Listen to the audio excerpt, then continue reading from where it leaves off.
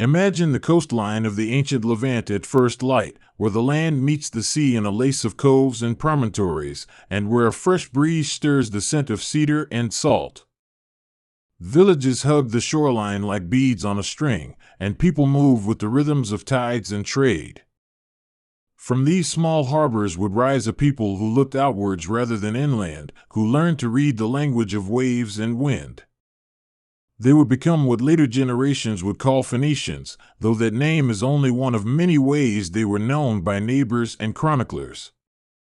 Imagine standing on that shore where it all began.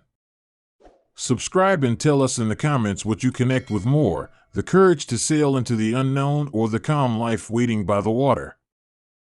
The Levant is a long, narrow ribbon of coastline skirting the eastern Mediterranean, rich in varied microclimates and natural resources that shaped the lives of its inhabitants. Mountains come close to the sea, and between them lie valleys and river mouths that feed small but fertile plains. Cedar forests once clothed the slopes, and it was the scent and strength of that timber which would become a signal of the region's potential. People who grew up here learned early how to trade with neighbors, how to craft from local materials, and how to move things by water where roads were thin or non-existent. If you can picture the first sailors bending to an oar or squinting into a sail, you should also imagine the raised platforms of quays, the bustle of loading amphorae, and the rhythmic call of markets. These harbors were not empty. They were fields of commerce where fish and grain met wood, metals, and cloth. Outsiders arrived with goods and languages, and locals learned to speak through barter and craft.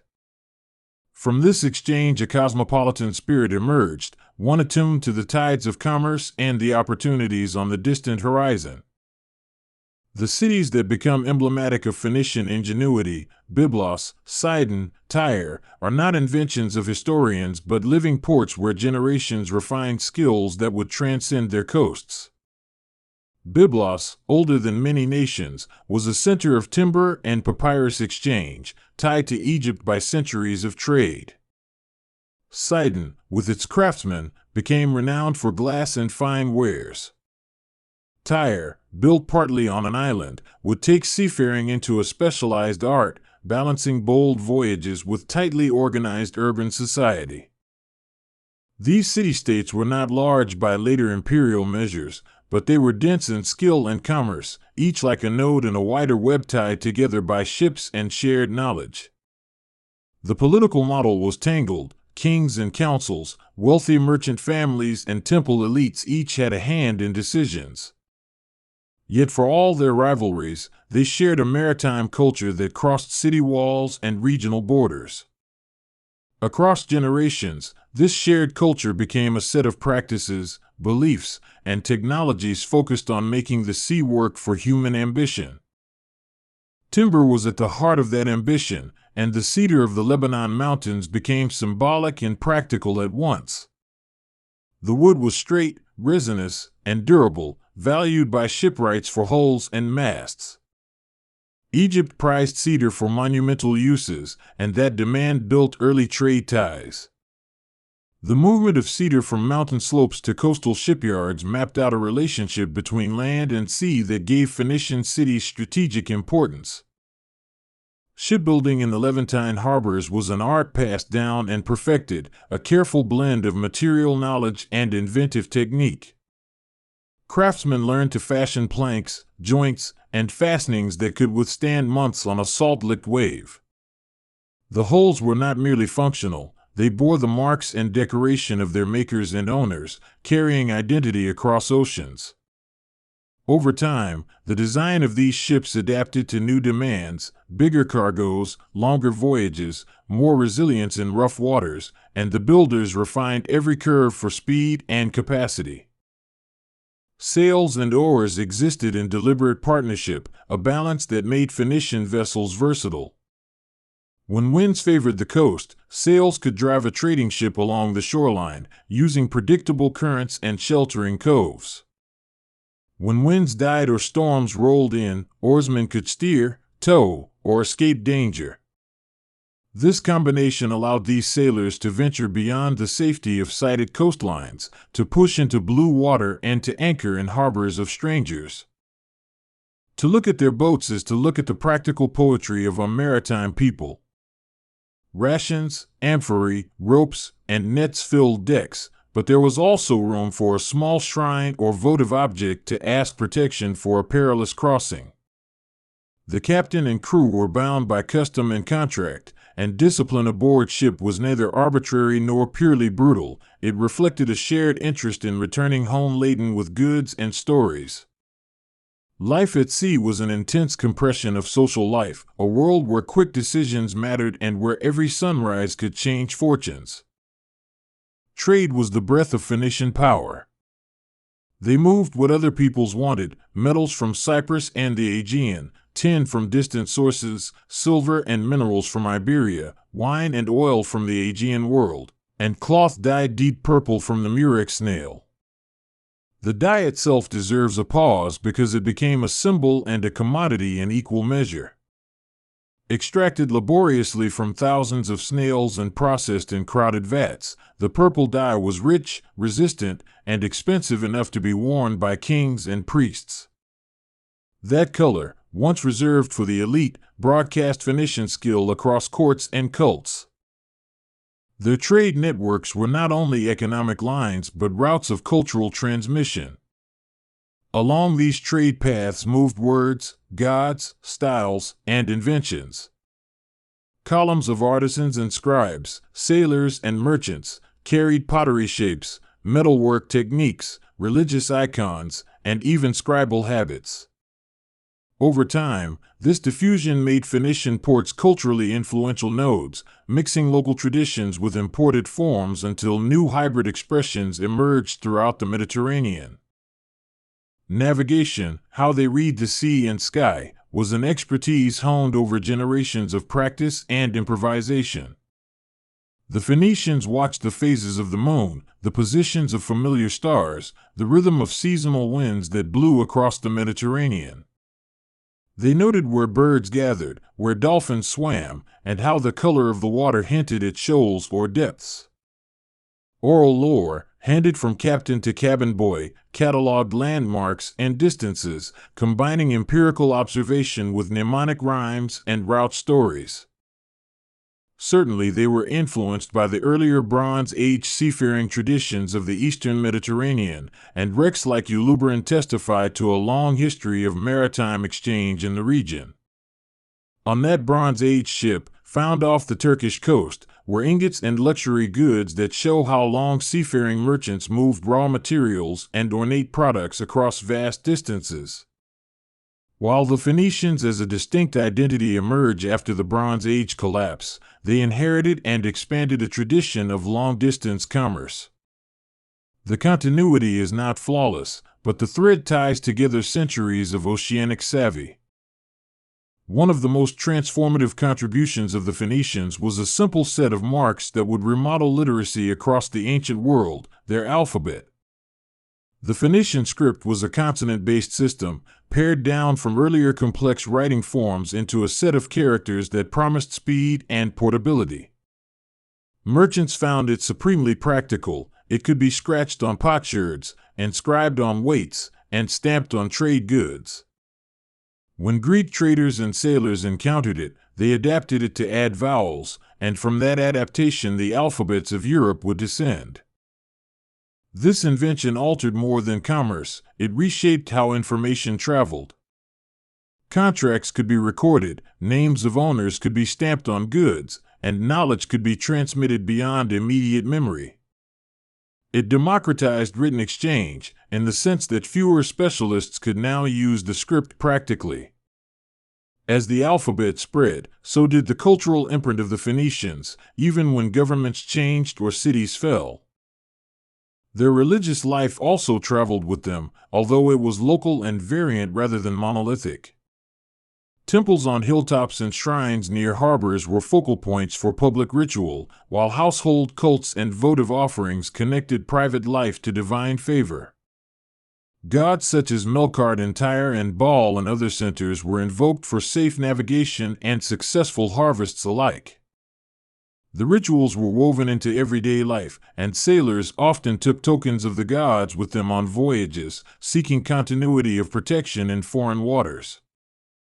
On the matter of darker practices and contested rites, later historians and modern archaeologists have debated hard facts.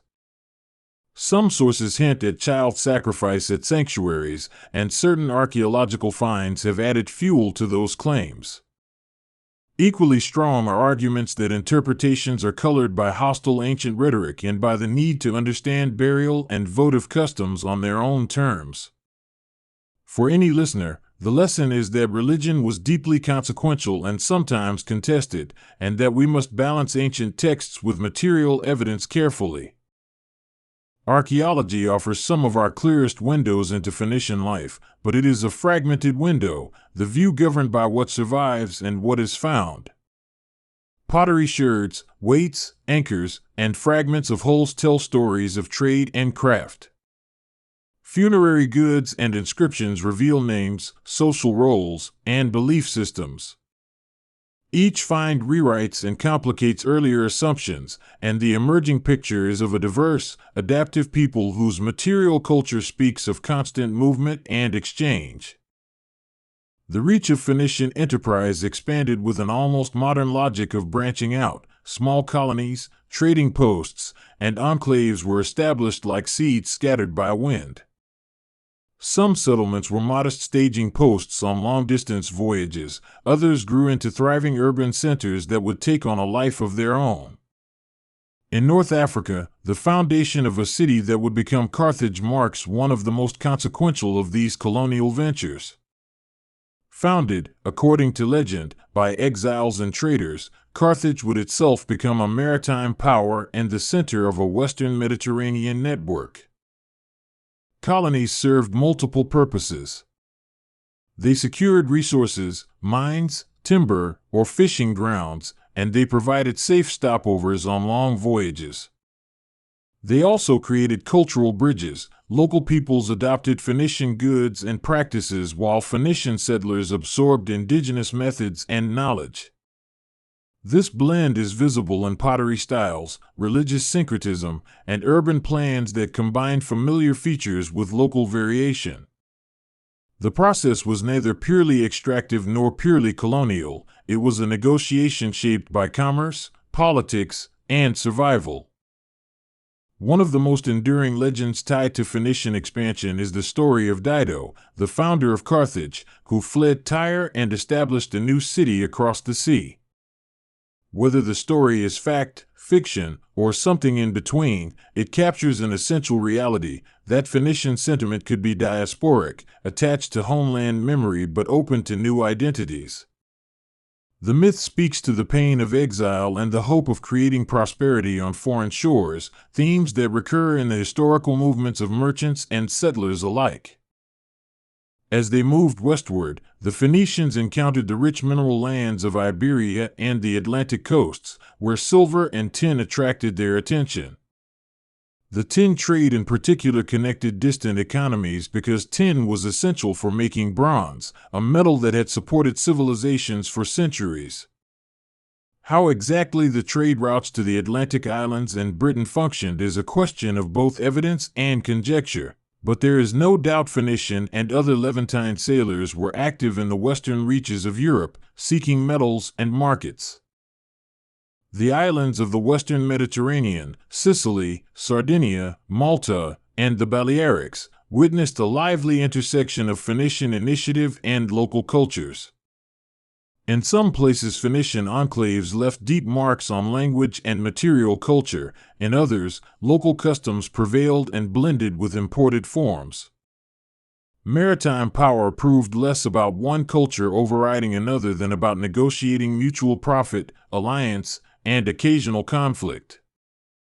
Often it was the rhythm of trade, seasonal harvests, naval campaigns, or migratory patterns that set the terms of engagement. Within the fabric of Phoenician cities, craftsmen held a special place.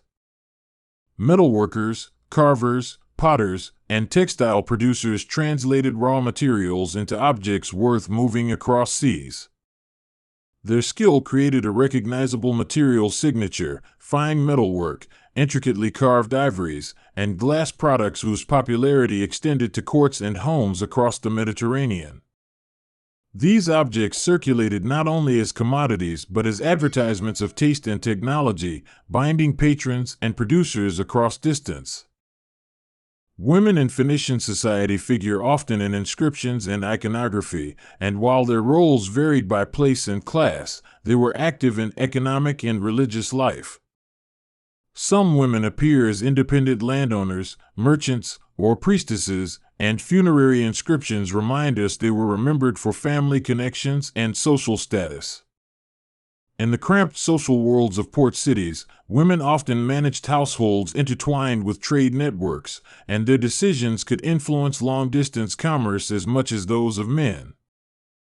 Life at sea demanded a suite of skills few outside the maritime profession possessed.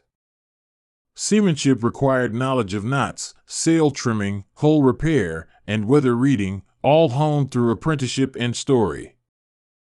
Navigation incorporated more than celestial measures, it folded in local lore about currents and seasonal winds. Captains were not just pilots, they were negotiators, diplomats, and sometimes privateers, capable of settling disputes with a mix of force and contract. Conflict and diplomacy walked together in the Phoenician world. City-states often fought one another or aligned with larger powers as circumstances demanded. They navigated relationships with neighboring empires, the Egyptians at first, then the Assyrians, Babylonians, and Persians, each larger polity bringing its own pressures and opportunities. For Phoenician cities, diplomacy was often an extension of commerce. Treaties and tributes could secure trade rights, while rebellions and wars could reroute markets and replenish coffers through plunder or reparations. One of the most dramatic moments in their political life was the period of imperial domination that followed the rise of Assyria and later Babylon and Persia. Phoenician city-states often retained a degree of local autonomy while paying tribute. They were valued for their ships and skilled mariners. Imperial rulers recognized that naval expertise was scarce and strategically important, and so Phoenician shipwrights, sailors, and trade networks continued to operate even under foreign suzerainty. This uneasy autonomy allowed cultural practices to endure even as political banners shifted above city walls. The relationship with the Greeks is a story of admiration, rivalry, and exchange. Greek poets and historians admired Phoenician skill and borrowed heavily from their alphabet and maritime techniques, while Greek colonization in the West introduced competition in markets and ports. Over centuries, the two cultures influenced each other, producing hybrid artistic forms and commercial patterns. Merchants and sailors moved in both directions, carrying stories as eagerly as they carried cargo. Phoenician craftsmanship extended into the realm of glass, a product that would later be associated with Roman industry but which Phoenicians refined early on. Glass beads and small vessels traveled as luxury goods, traded for metals and prestige. Their glassmaking techniques included coloring and shaping that appealed to Mediterranean tastes, and craftsmen experimented with form and ornament in ways that made their products desirable across classes. The aesthetics of these items helped shape a Mediterranean visual vocabulary. Ceramics, especially sturdy amphorae, were the unsung backbone of Phoenician trade, carrying oil, wine, and other liquids across the sea. Amphora shapes varied by region and function, and their stamps sometimes recorded origin or ownership, turning everyday containers into documents of trade. Archaeologists use these vessels to trace trade routes and to date deposits, because amphorae are durable and often abundant in harbor sites. In the quiet language of pottery sherds, the story of commerce becomes legible. Seafaring abuse and piracy existed alongside legitimate trade, and sometimes the same men who contracted for cargo would turn to raiding when opportunity or desperation called.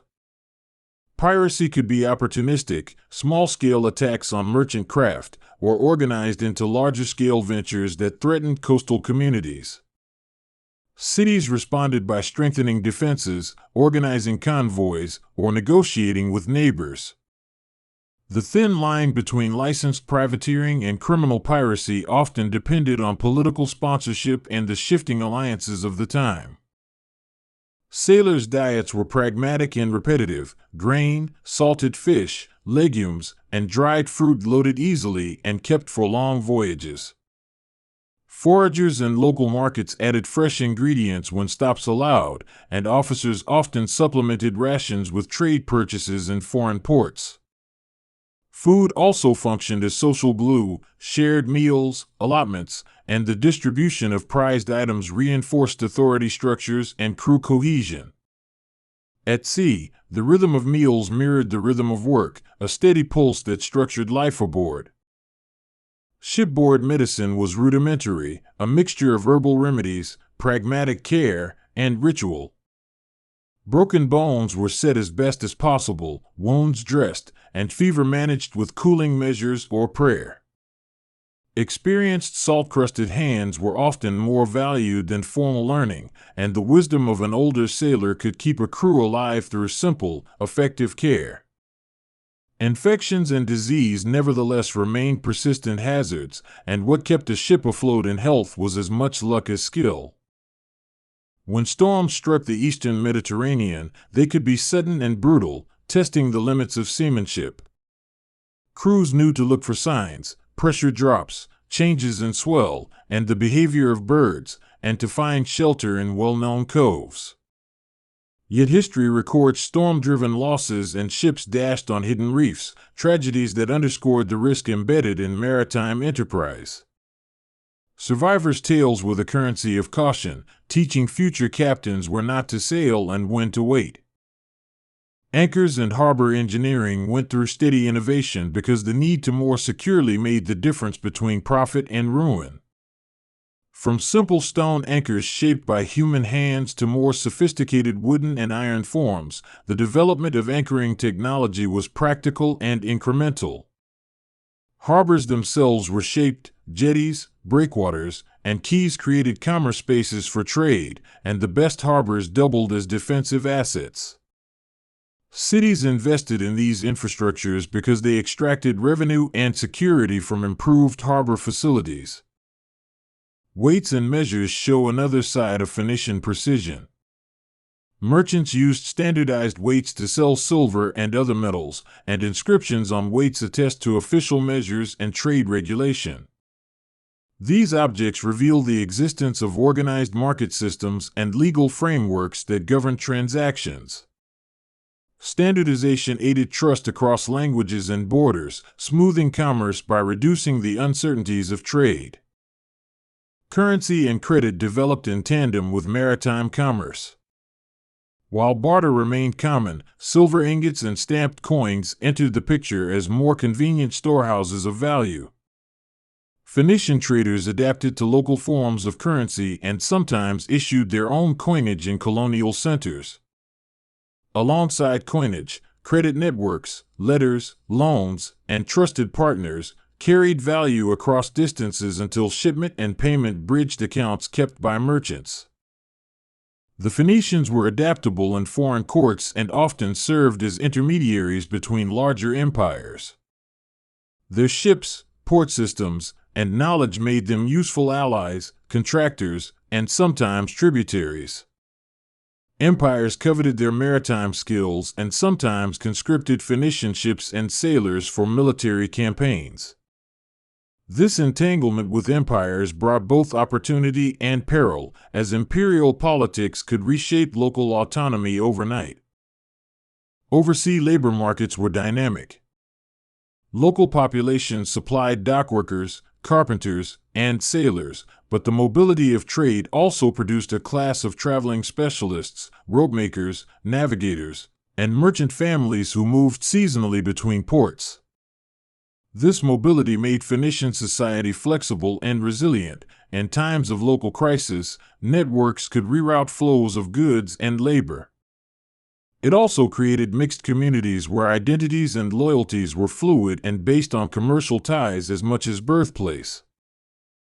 Language and communication played central roles in building trust across these mixed communities. The Phoenician tongue, with its practical alphabet, functioned as a lingua franca in many markets, but multilingualism flourished where merchants met. Contracts and agreements were often translated or written in multiple scripts, and the pragmatic need to be understood pushed Phoenician traders to cultivate local partnerships and interpreters. Language was a tool of trade as much as a marker of identity. Material prestige traveled with goods, but social prestige traveled with reputation. Merchant families accumulated reputations for honesty, speed, and the security of their cargo, and these reputations could outlive individual lifespans. Reputation served as a crucial intangible asset, the promise that a given partner would deliver on time, that goods would be paid for, and that agreements would be honored. In a world where trust mattered as much as property, reputation was often capital.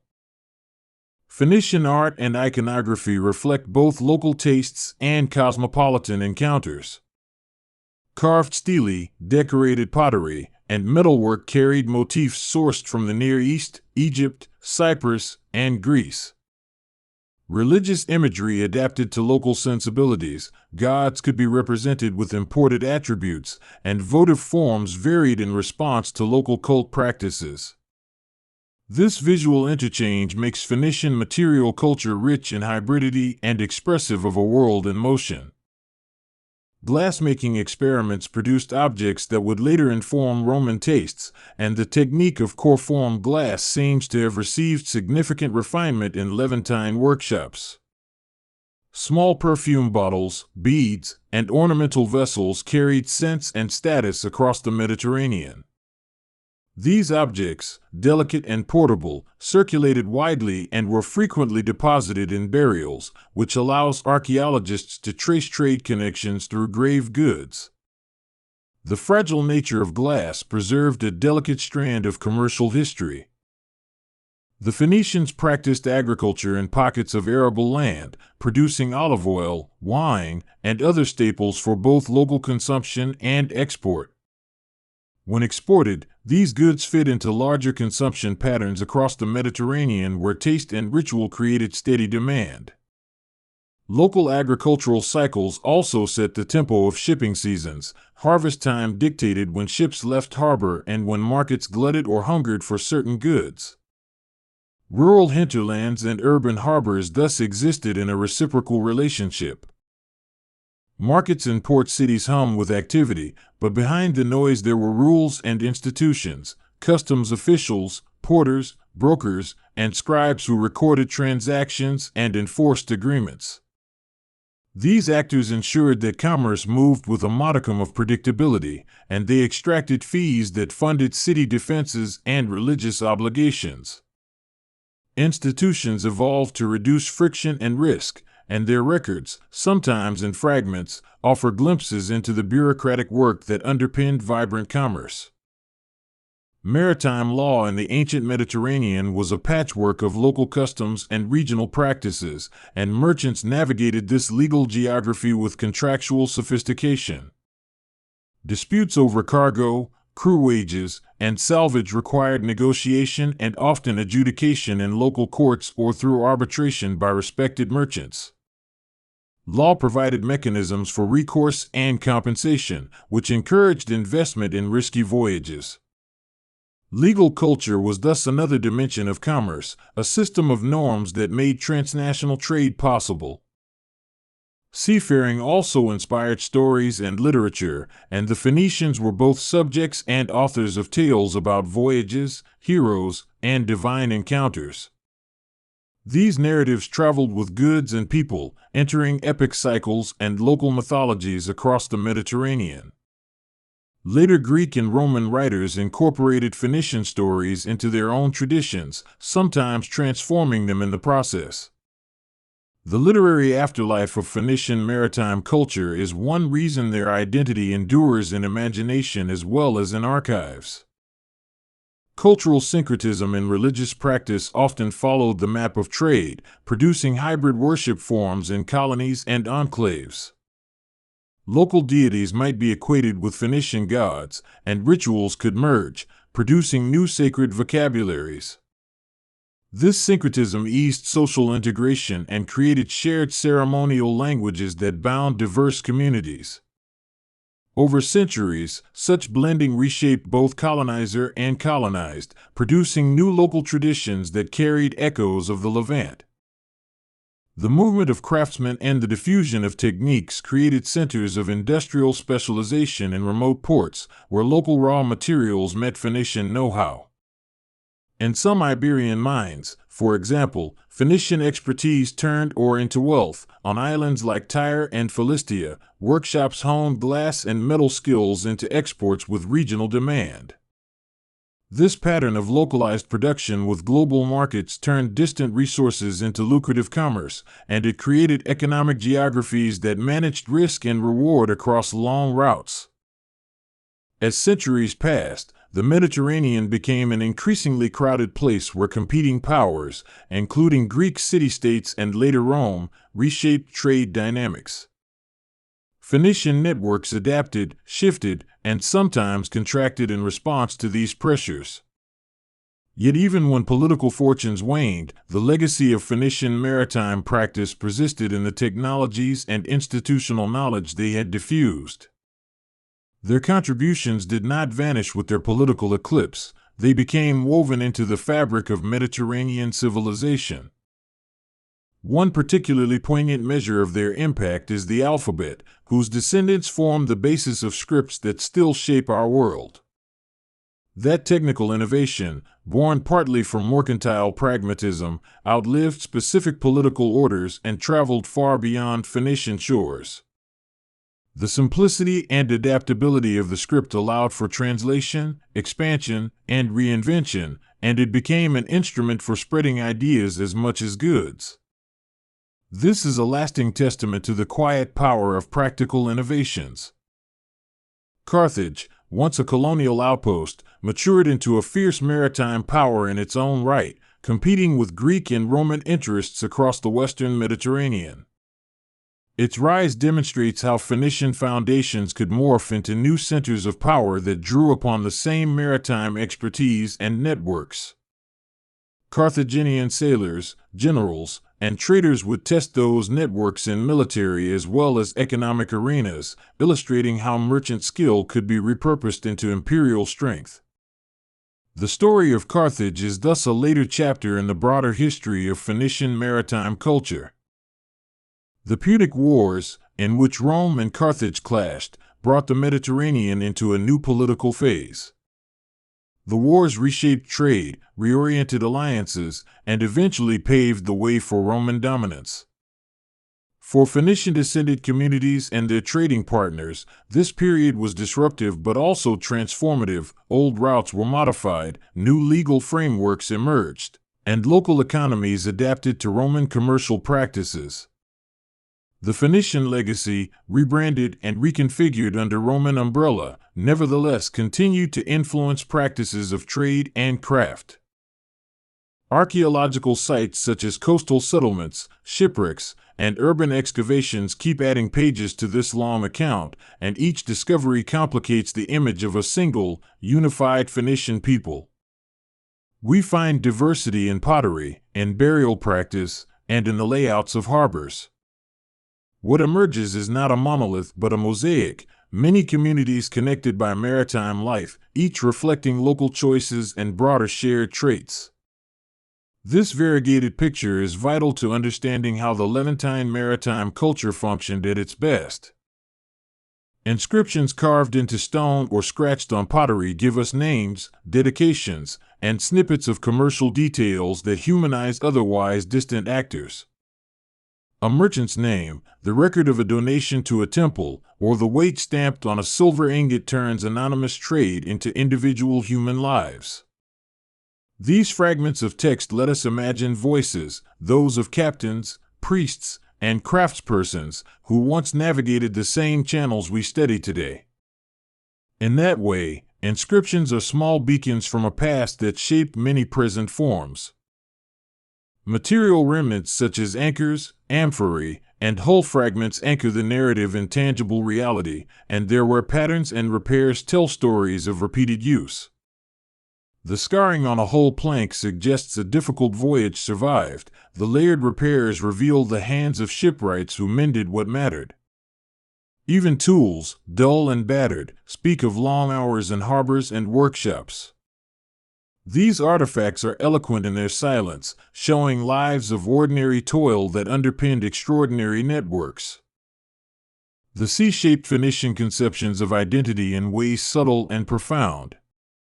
For a people whose livelihoods depended on movement, identity could be anchored in skill and tradition rather than in territorial expanse. It was a culture of mobility, where belonging might stretch from a family house in Tyre to a warehouse in Sicily. This fluidity created resilient networks capable of adapting to political and environmental flux, even as it produced tensions about loyalty and belonging. Environmental changes, such as deforestation or shifting coastlines, also influenced the trajectory of Phoenician cities. The high demand for timber could lead to local resource depletion, forcing adaptations, importing wood, changing ship design, or modifying trade practices. Climate variations affected harvest cycles and maritime conditions, shaping the rhythm of trade. Environmental history thus intersects with human decisions, reminding us that material constraints always set boundaries for cultural possibilities. Education and apprenticeship systems were informal but rigorous, training new generations in seamanship, carpentry, and trade. A boy apprenticed in a shipyard would learn ropes, caulking, and the feel of different timbers. A young merchant would learn accounting through hands-on apprenticeship and memorized tables. This practical pedagogy ensured skills transmitted efficiently and preserved corporate knowledge across generations. Knowledge, in such contexts, is embodied, learned by doing, corrected by practice, and preserved in family archives and collective memory. Music and poetry accompanied maritime life, whether in rowers' chants that synchronized effort or in ballads sung in market squares about distant ports. These cultural forms carried memory and instruction. Rhythmic songs eased labor, while stories about storms and safe harbors encoded practical navigational wisdom. Cultural performance thus doubled as functional knowledge transfer, festivity embedded in craft. The arts kept seafaring communities cohesive and focused, even in times of separation and danger. Dietary exchanges introduced new crops and culinary habits across regions. Olive oil, wine, and grape cultivars traveled with colonists and merchants, changing agricultural practices in recipient lands. Similarly, culinary tools and pottery styles influenced how food was prepared and consumed in diverse colonial settings. The diffusion of tastes illustrates how trade shaped everyday life, not only elite consumption or monumental culture. Fashion and textile production were also part of the Phoenician imprint, with cloth producers experimenting with dyes and weaving techniques that found favor across the Mediterranean. Tyrian purple might clothe a pharaoh, but more modest dyed textiles could outfit an army or merchant household. Textile production involved complex supply chains, from dye sourcing to loom technology, and these industries used maritime networks to assemble the raw materials necessary for finished goods. The legal and social mechanisms for managing diasporic communities were equally pragmatic, emphasizing mutual aid and merchant regulation. Diaspora networks provided safety nets. Families could call on distant kin for loans, shelter, or business introductions. Synoikism, shared civic structures in new settlements, created local institutions that echoed features of the mother cities while accommodating local conditions. These arrangements allowed diasporic communities to flourish and integrate without losing commercial links to their origins. In the centuries that followed, the identity of Phoenician-descended communities would transform under pressures from rising empires, changing trade flows, and local adaptations. Yet core elements, maritime skill, craft specialization, and the habit of cross-cultural engagement remained persistent. Even when city-states were absorbed or destroyed, their human capital dispersed into new settings, continuing practices that would shape Mediterranean history. The endurance of these traits testifies to the robustness of maritime culture as a form of social organization. Looking at the Mediterranean from the vantage point of the Phoenicians reveals a world where sea lanes acted like arteries, pumping goods, ideas, and people across diverse shorelines. Their influence is visible in how cities developed, how languages spread, and how material culture evolved. They did not found a single empire that dominated all others, but they built networks that interconnected multiple polities and economies. In doing so, they left a legacy measured less in territorial control than in the cumulative reach of trade, craft, and cultural exchange. Modern scholars and enthusiasts continue to study Phoenician origins, piecing together the past from fragmentary texts and scattered artifacts. Each new excavation or reinterpretation alters the narrative slightly, producing a richer and more complex portrait. Rather than final answers, we receive evolving hypotheses, better attuned to local variation and the nuanced interplay of economics, politics, and culture. The ongoing scholarship is a reminder that history is a living conversation between past and present. The lives of individual Phoenician sailors and merchants are often glimpsed through the narrow aperture of inscriptions and burial goods, and these glimpses reveal ordinary courage and ambition. A merchant recorded on a stele had risked capital on a voyage. A sailor buried with a small amulet had survived storms, if only for a while. Their choices, whether to venture west, to marry locally, or to invest in a cargo, shaped the fate of communities and the pattern of exchange. In human terms, the Phoenician story is one of risk and reward, courage and adaptation. Every voyage was a gamble, every return a story. Subscribe and share in the comments which part of that life you feel closer to, the risk of leaving everything behind or the reward of finding something new. Archaeological reconstructions of Phoenician ships, based on fragments and iconography, give modern listeners an image of sleek hulls cutting through blue water, sails full and crews busy. These reconstructions are imaginative as well as scientific, because they interpolate missing pieces with ethnographic logic and technical knowledge. Whether exact in every detail or not, they help us visualize a world where mastery of the sea was the essence of regional power. For listeners today, such images make ancient history immediate and tangible. Trade networks set in motion by Phoenician enterprise contributed to economic integration that would long outlast the city-states themselves. Goods moved in chains, from mine to ship, from ship to market, and from market to workshops and back again. This integration created dependencies across regions and shaped political strategies throughout the Mediterranean. The economic web they wove became a substrate for later empires to exploit, adapt, and reorganize. The story of the Phoenicians challenges modern assumptions about the relationship between territory and influence. They remind us that a people can be powerful through mobility, skill, and networked connections rather than by occupying vast lands.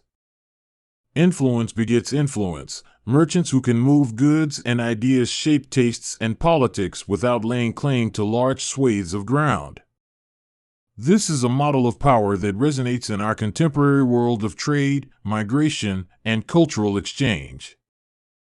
Even after their political autonomy waned, Phoenician material culture and method persisted, sometimes absorbed into the identity of new regimes. Roman, Hellenistic, and later medieval economies all used practices refined in Levantine workshops and harbors. The endurance of these practices underscores how cultural technologies, ships, alphabets, trade norms, outlive particular city-states or dynasties. They migrate like seeds, sprouting in new soils and continuing the work of connection. If you stand on a modern Levantine shore and watch a cargo ship glide by, consider that those same waters once carried small Phoenician vessels, their sails catching the same winds, their crews listening to the same stars. The scale has changed, but the fundamental human relation to sea and trade persists. The Phoenicians were early craftsmen of that relation, refining maritime skills, building networks, and creating cultural forms that would echo across millennia. Their story is a study in how people adapt to and harness their environment, turning local resources into global reach. Historians will continue to argue over details about the precise routes of tin trade, about the extent of colonies, about the nature of sacred rites. And those debates will refine our understanding rather than erase it. What remains clear is that the Levant produced mariners and merchants whose influence radiated outward in tangible and intangible ways. Each amphora unearthed, each inscription read, each shipwreck explored adds another thread to this extensive tapestry. The cumulative evidence builds a portrait of a maritime people whose reflex was outward, toward exchange and adaptation. In closing, though not in finality, think of the Phoenicians as artisans of motion, people who made their world legible through the repetitive acts of loading, sailing, trading, and remembering. They did not simply transport goods, they transported techniques, words, and beliefs that shaped Mediterranean civilization. Their legacy is not the conquest of land but the cultivation of connections, and in that sense they remain essential to understanding how ancient worlds intertwine to create the modern one.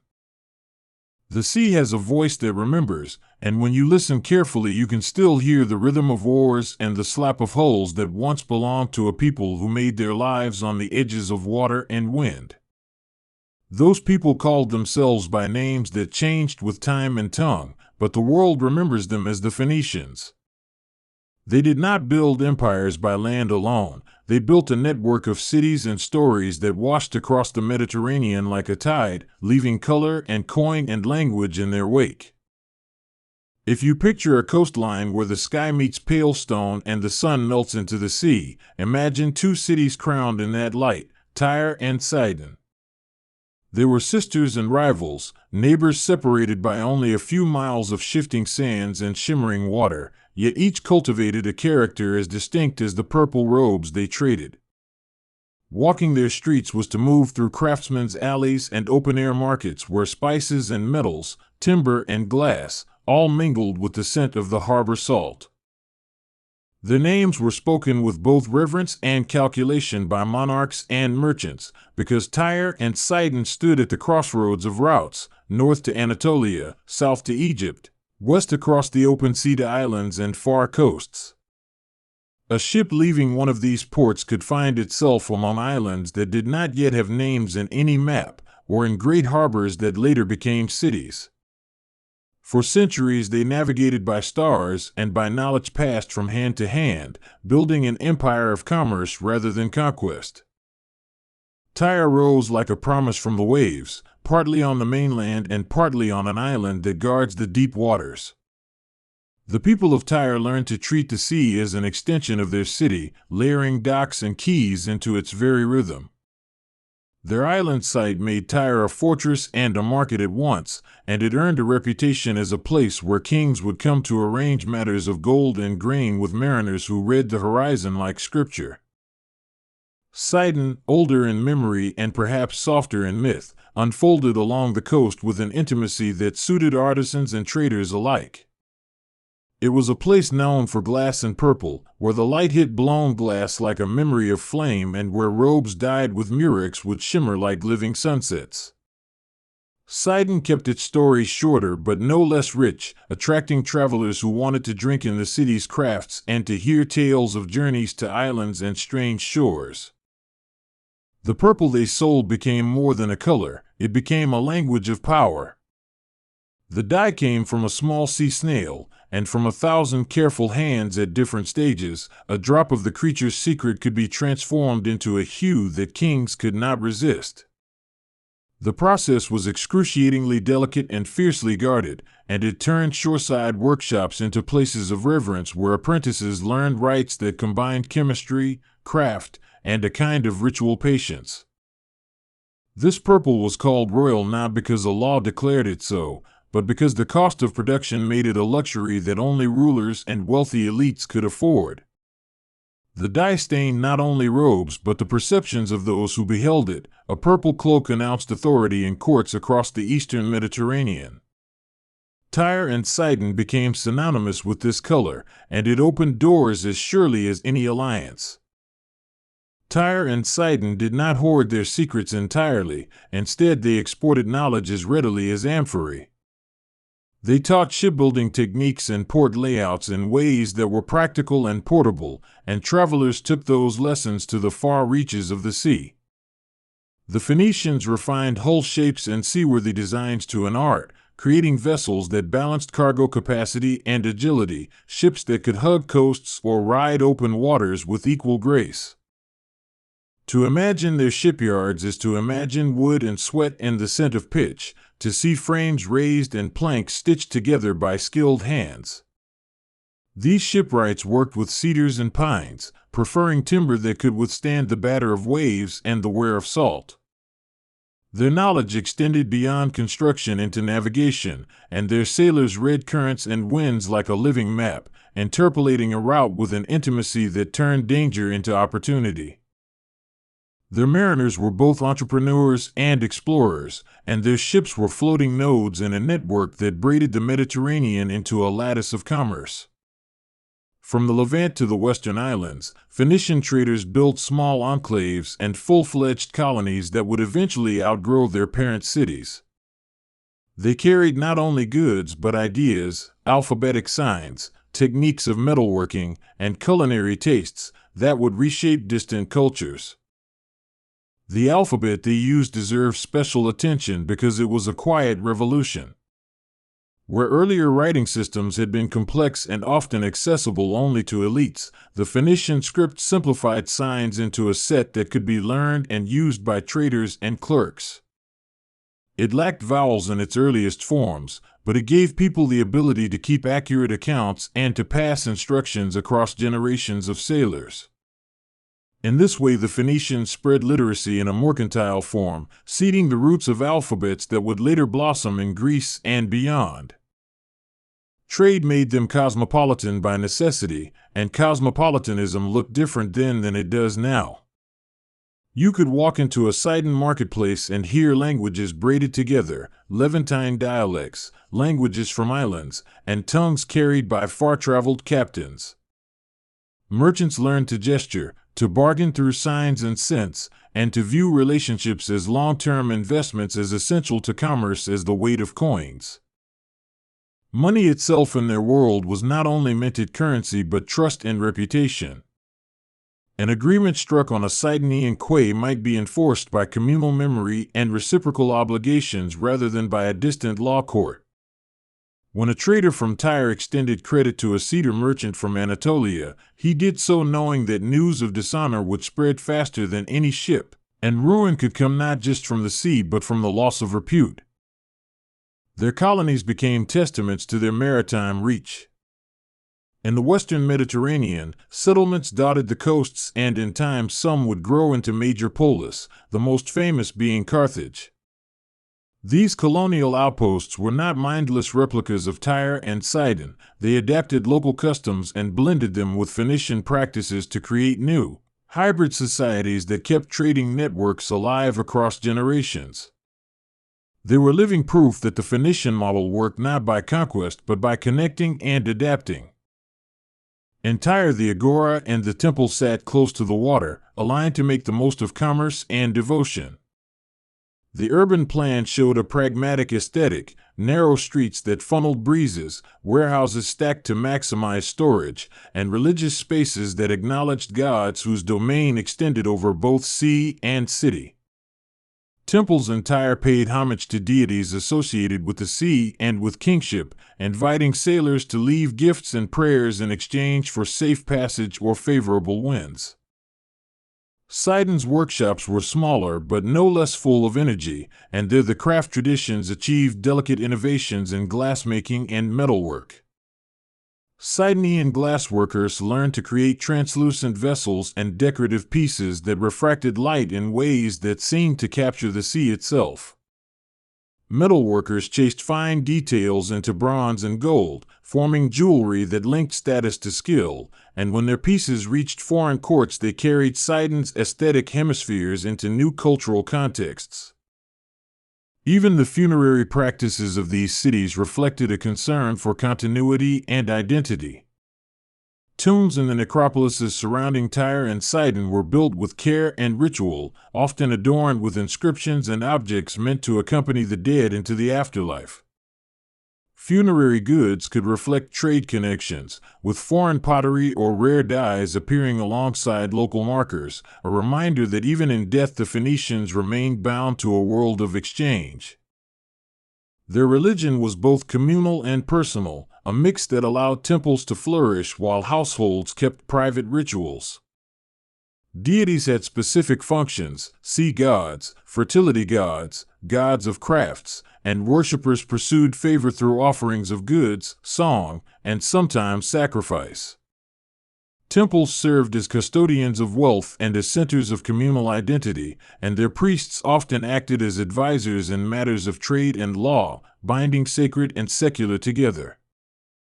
Phoenician kings and rulers were not empire's absolute rulers in the way some neighboring monarchs were, but they wielded power through diplomacy and economic leverage. Rulers in Tyre and Sidon brokered alliances and marriages, and they dispatched envoys who negotiated access to timber, metals, and ports. Their authority depended on the ability to keep sea routes secure and commerce flowing, and thus their power was as much maritime as it was territorial. Interaction with neighbors sometimes produced tensions that rippled across seas. The Egyptians, Assyrians, Babylonians, and later Persians all had complicated relationships with the Phoenician cities. At times, those powers tried to control the coastal city-states to secure ports and tax revenues, and at other times they courted them as indispensable partners in trade. Tyre especially would face sieges and diplomatic entanglements that reoriented its politics and, at times, its geography. One of the enduring stories about Tyre concerns its famous siege, where legendary accounts speak of the cunning of conquerors and the stubbornness of islanders. Stories tell of efforts to isolate the city, to cut off supplies, and to test the limits of maritime democracy that Tyre had cultivated. Yet the narrative that survives is not just one of military might but of adaptations and the human capacity to endure through engineering and negotiation. Tyre's island position made it both stronger and more vulnerable. It was a haven for wealthy merchants who could escape sudden political turbulence, and its harbors were natural shelters for fleets. But its very success invited envy and contest, and over centuries powers tried to wrest control from a city whose influence extended far beyond its walls. Through each episode of conflict, Tyre held onto cultural practices that made it distinct, and those practices continued to radiate outward until their contexts changed irreversibly. Sidon, while often overshadowed by the fame of Tyre, held a kind of understated resilience. It negotiated with its neighbors, at times paying tribute to greater empires, and at times asserting its own importance through commercial mastery. Sidon's artisans and merchants carved out niches that made it indispensable to clients who needed glass, purple, or finely worked metal that could not easily be replicated elsewhere. Beyond their coastal facades, both cities were in constant communication with hinterland communities that supplied grain, olives, and other necessities. These rural networks kept ports alive and provided the resources that underpinned trade. The relationship between city and countryside was reciprocal. Markets in Sidon and Tyre set the rhythms of agricultural labor and transport, and those rhythms in turn influenced the calendars of festivals and voyages. In everyday life, the people of Tyre and Sidon moved between work and worship with a kind of practiced choreography. Market days pulsed with haggling and laughter, while religious festivals reoriented crowds into processions that wound toward temples. The calendar of the cities was a map of cycles, planting and harvest, lunar months, and maritime seasons that dictated when ships could safely leave harbor. There was an intimacy to maritime timing that outsiders often misunderstood. A captain would not simply set sail at whim. He measured the wind and the month, consulted charts that were less about straight lines and more about lived experience, and listened to whether lore learned over generations. The sea demanded respect, and the Phoenicians cultivated a set of practices, timing, cargo choices, crew composition, that turned seasonal risk into predictable enterprise. The crews themselves were diverse, often made up of men and sometimes women brought together not by birth but by skill. A ship's crew had navigators and rowers, carpenters and stewards, each with responsibilities that meant survival depended on cooperation. Living conditions were cramped and demanding, and yet a sailor's life offered a kind of freedom and a remunerative edge that drew people into maritime professions. These sailors also acted as cultural conduits, carrying music, stories, and fashions from port to port. A tune hummed in a Sidon tavern might find its way to a Spanish harbor decades later, transformed yet recognizable. Sailors were carriers of the mundane and the marvelous, bridging distant communities through everyday exchanges as much as through the rarer gifts of luxury goods. The economic mechanisms that underlay Phoenician trade were sophisticated for their time. Contracts were recorded, partnerships formed, and credit arrangements extended across borders. Merchants developed networks of trust that allowed them to move goods swiftly, and these networks were reinforced by shared customs, oath-bound agreements, and sometimes by the reputational peril that came with default. Tyre and Sidon exported raw materials and artisanal products, but also important intangibles such as legal forms and mercantile practices. Their methods for regulating weights and measures, for example, enabled a consistency that encouraged long-distance trade. Buyers in farthest ports could trust the measures issued by a Tyrian market, and that trust reduced friction in transactions that might otherwise be complicated by distance and cultural difference. Their pottery and amphory tell stories in clay about routes and tastes. Different shapes and markings on vessels reveal whether wine, oil, or grain was carried, and archaeologists have since used these signs to trace trade patterns across the Mediterranean. Amphory from Phoenician workshops show how the material culture of commerce left durable traces that outlived empires and climates. Artisans in Tyre and Sidon worked within guild-like structures, passing down specialized skills across generations. Teaching was hands-on, and apprentices learned the logic of their crafts through repetition and correction. This transmission of skill created a durable cultural memory that preserved techniques for glass composition, metal alloying, and dyeing, contributing to continuity across centuries. Language itself bound communities together in loose confederations of speech and translation. Merchants adopted commonly understood phrases and formulas that smoothed negotiation, and scribes maintained accounts that recorded transactions in a script designed for efficiency. Over time, that script adapted in foreign ports, contributing to alphabets that would change the communicative landscape of the Mediterranean world. Because they were so widely dispersed, the Phoenicians developed a sense of identity that was flexible yet coherent.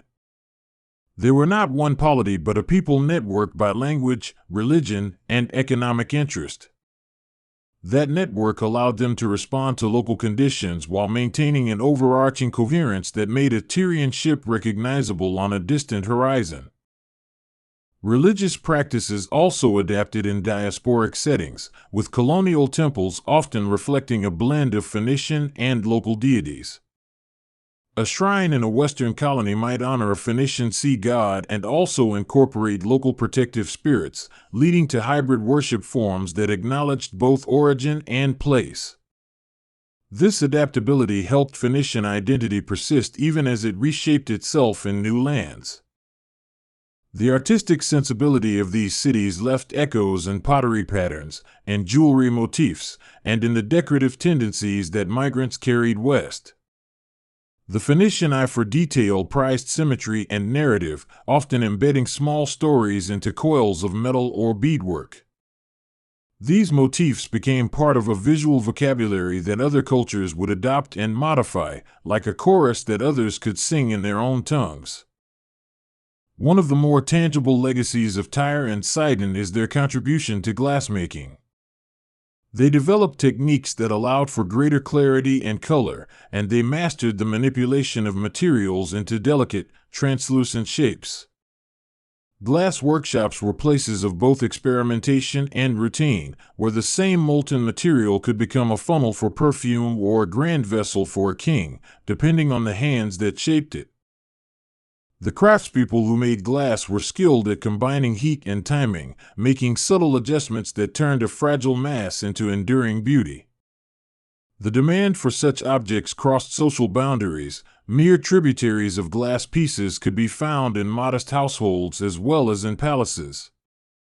Glass became a marker of refinement, and its distribution tracked trade routes as clearly as cargo manifests once did. Metallurgy in these cities progressed alongside glass work, and the artisans there excelled in working bronze, silver, and gold. Their skills in chasing, hammering, and casting produced objects that were both functional and symbolic, from tools to ceremonial pieces. Metalwork often served as a portable advertisement for the technical sophistication of Sidon and Tyre, and rulers prized such items as signs of civilized abundance. Beyond material culture, the Phoenician approach to law and governance influenced later legal frameworks in the region. Commercial disputes required mechanisms for resolution, and merchants devised arbitration methods that could be applied across cultural divides. These proto-legal systems emphasized mediation and restitution, and they spread through the networks that Phoenician traders maintained. The layout of their harbors reflected strategic thinking about safety and efficiency. Quays were built to shelter ships from sudden storms, warehouses were oriented to facilitate loading and unloading, and channels were carved or maintained to ease access. These features were not accidental but the result of accumulated knowledge about tides, drafts, and the needs of commerce, and they made Tyre and Sidon more attractive to seafarers and investors alike. Weather and seasons dictated the cadence of trade, and men and women learned to read subtle signs in the sky and sea. Storms could ruin a voyage or enrich a merchant if rare cargo was delivered to a hungry market. Thus, the human dimension of risk management, planning for the unpredictable, storing surplus, and timing departures was as important as ship design or diplomatic agreements. Stories and myths circulated around shipboard tables and in the shadow of temples, shaping cultural imaginings about cosmology and origin. Sailors told of sea monsters and of islands where winds had personalities, and these tales mixed with the religious narratives that temples promoted. For listeners, these stories functioned both as entertainment and as cautionary tales that encoded knowledge about navigation, geography, and human behavior. Their mortuary customs also contained clues to their values, with grave goods reflecting status and belief. Some burials included model ships, a symbolic gesture that linked the deceased to their life at sea and to the trade networks they had navigated. Such artifacts are haunting witnesses to lives lived in motion and to the ways in which movement and memory intertwined in Phoenician consciousness. An often overlooked aspect of their culture was the role of women in craft and commerce. While the public records often privilege male figures, archaeological evidence points to female involvement in workshops and markets. Women participated in dyeing, textile production, and household trade, and their labor contributed significantly to the economic vitality of both cities. Sidon was known for its fine textiles, an industry where many women were active practitioners. Their touch could determine the fineness of a thread or the evenness of a pattern, and in a society where a garment could define a person's social standing, such skill mattered. Textile production blended practical knowledge with aesthetic sensibility and conveyed social codes about identity and status. Tyre developed a reputation not only for purple but also for the management of large-scale operations, including warehouses that held commodities destined for distant markets. The logistics of moving that commerce required accounting, manpower, and a legal culture that could handle contracts and debts. Merchants who could finance voyages and then ensure cargoes reached their destination prospered, and a class of investors emerged who specialized in maritime ventures. The presence of such investors meant that risk was pooled and that voyages became joint enterprises in which profit and loss were shared. This communal approach reduced the ruinous burden on any single merchant and helped sustain longer and riskier trade routes that would have been impossible under purely individual financing. Joint ownership of ships also helped recreate a culture of cooperation among otherwise competitive traders. Religion and commerce were rarely separate. Merchants often gave thanks to gods and made offerings to secure favorable outcomes. Contracts might be sealed with oaths before a shrine, and shipments might be blessed by priests who invoked protection over the seaworthy. This blending of sacred and secular practices embedded commerce in a web of obligations that reached into spiritual life. The Phoenicians cultivated a diplomacy that balanced autonomy and accommodation. When larger empires expanded, Tyre and Sidon negotiated tributary relationships that preserved local autonomy in exchange for compliance and taxes.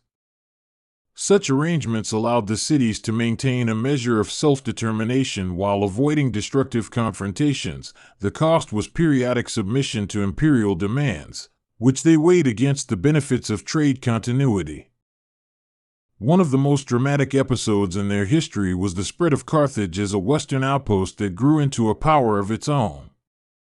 Founded by Tyrian settlers, Carthage would become a rival of other Mediterranean powers and an extension of Phoenician maritime culture in the West. It absorbed Phoenician practices and mixed them with local influences, becoming an autonomous player that carried Tyrian genes into a new era.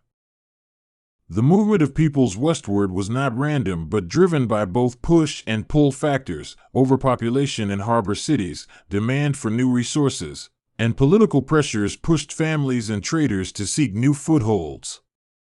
At the same time, the lure of untapped markets and rich fishing grounds pulled them toward distant shores. This migration pattern created a diaspora that preserved identity while encouraging hybridization with local cultures. In their contacts with Greece, the Phoenicians found both trade partners and cultural interlocutors.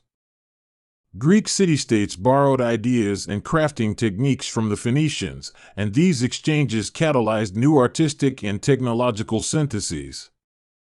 The Phoenician alphabet, when adapted by Greek speakers, acquired vowels and evolved into scripts that would shape the written life of the classical world.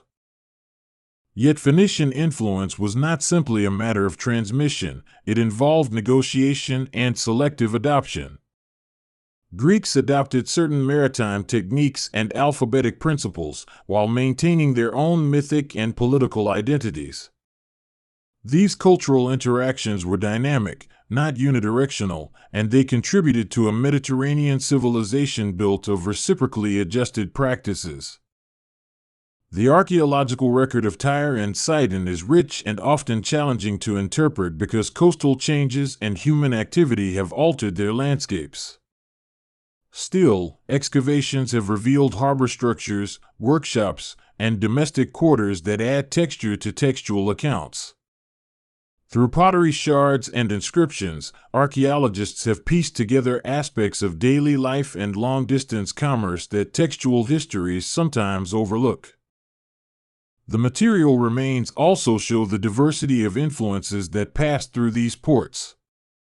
Pottery styles from the Aegean, metals from the Anatolian interior, and scents from Egypt all coexisted in city markets. These artifacts testify to an ancient globalization in which products moved as far as the winds and the courage of merchants would take them. Beyond commerce and craft, these cities were also intellectual spaces where astronomical knowledge and practical mathematics had utility.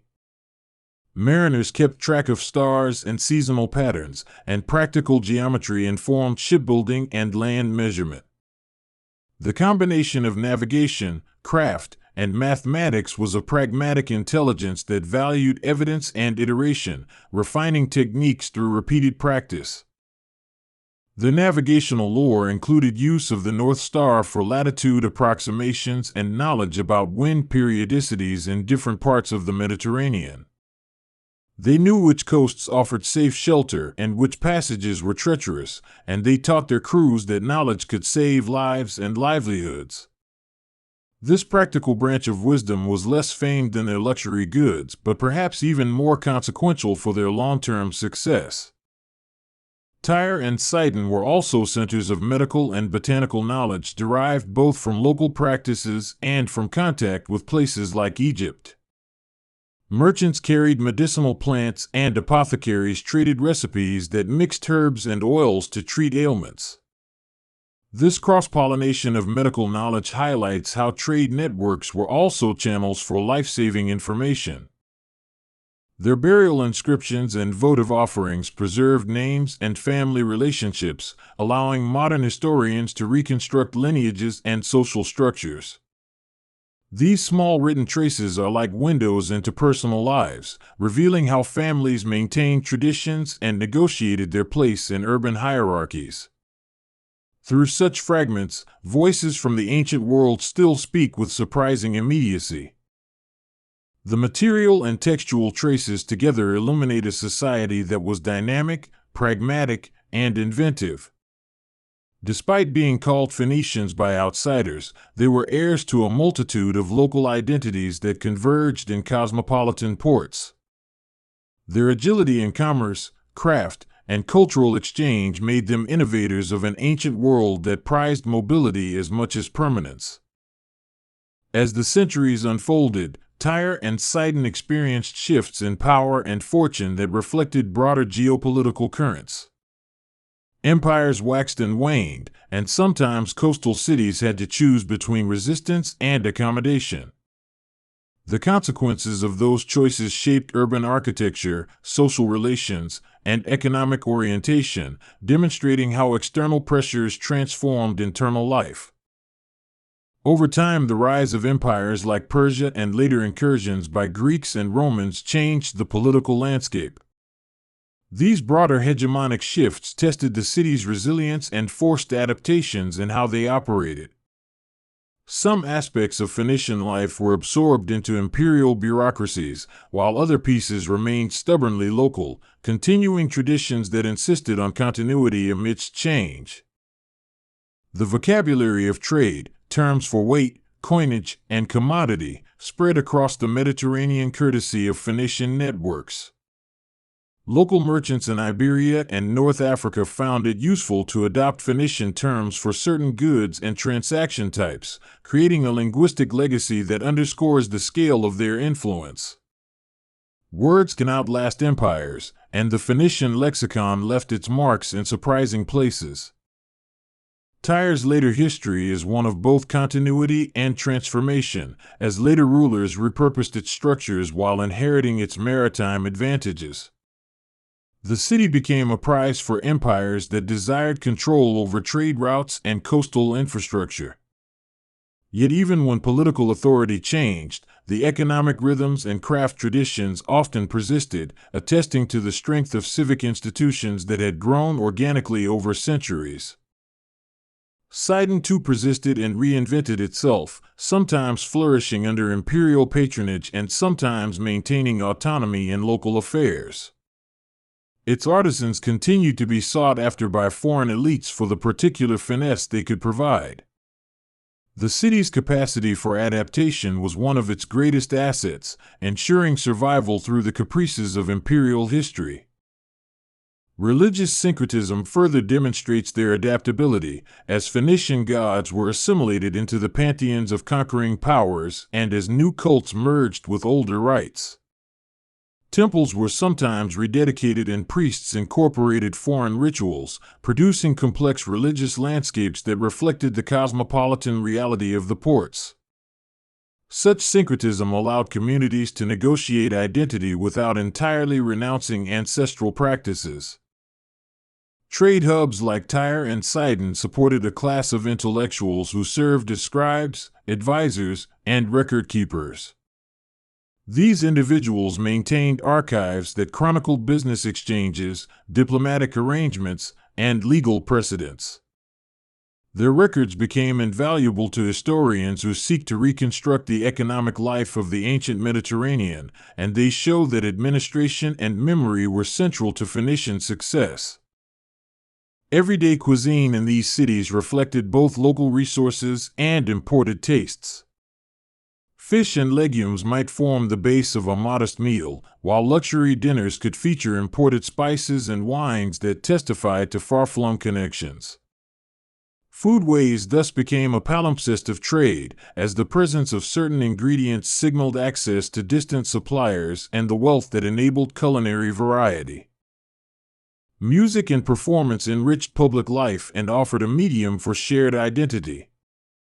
Musicians played lyres and flutes, and their melodies threaded through markets and processions, providing rhythm to work and ritual.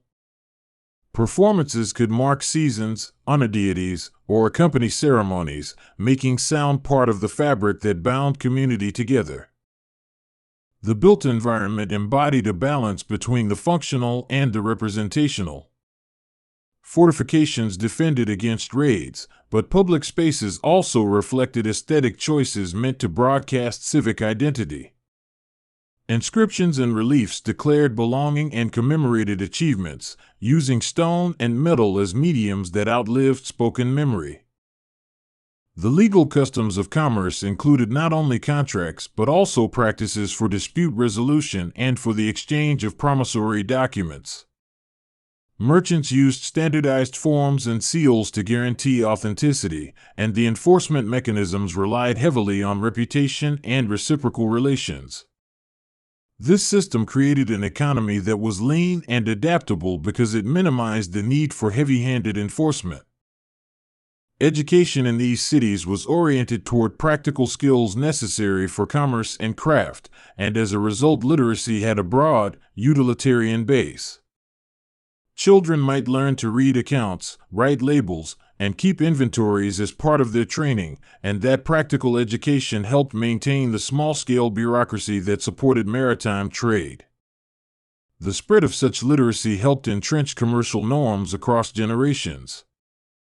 The relationship between urban space and maritime practice was intimate. The shape of streets and warehouses responded to cargo flows and the need for rapid turnover.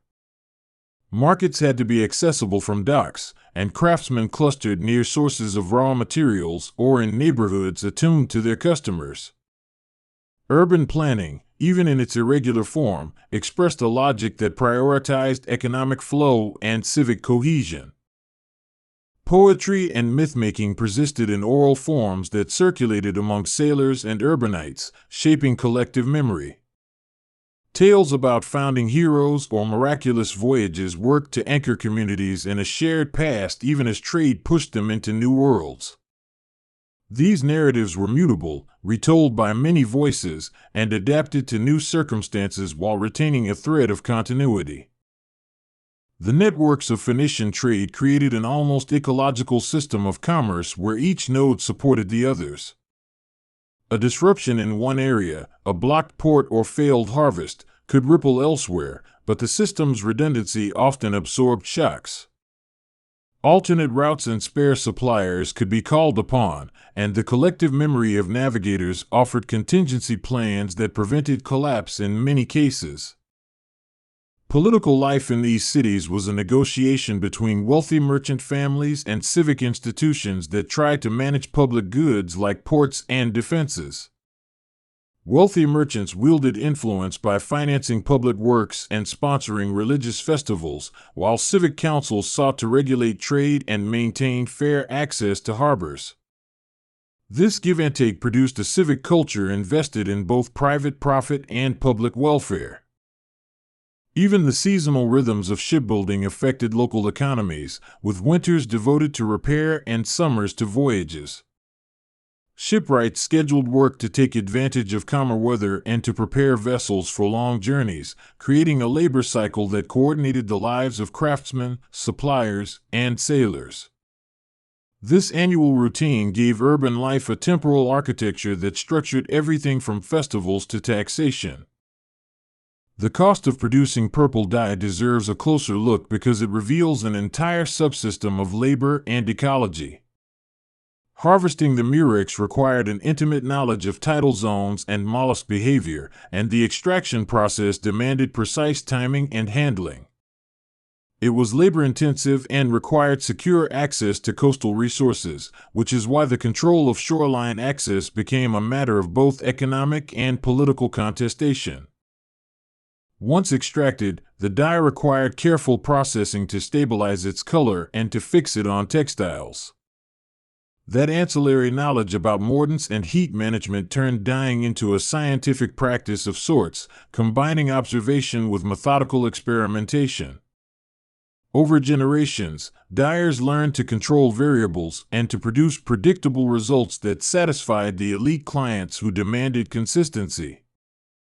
The prestige of purple was not merely symbolic but also practical. It signaled an affiliation and a network of trust.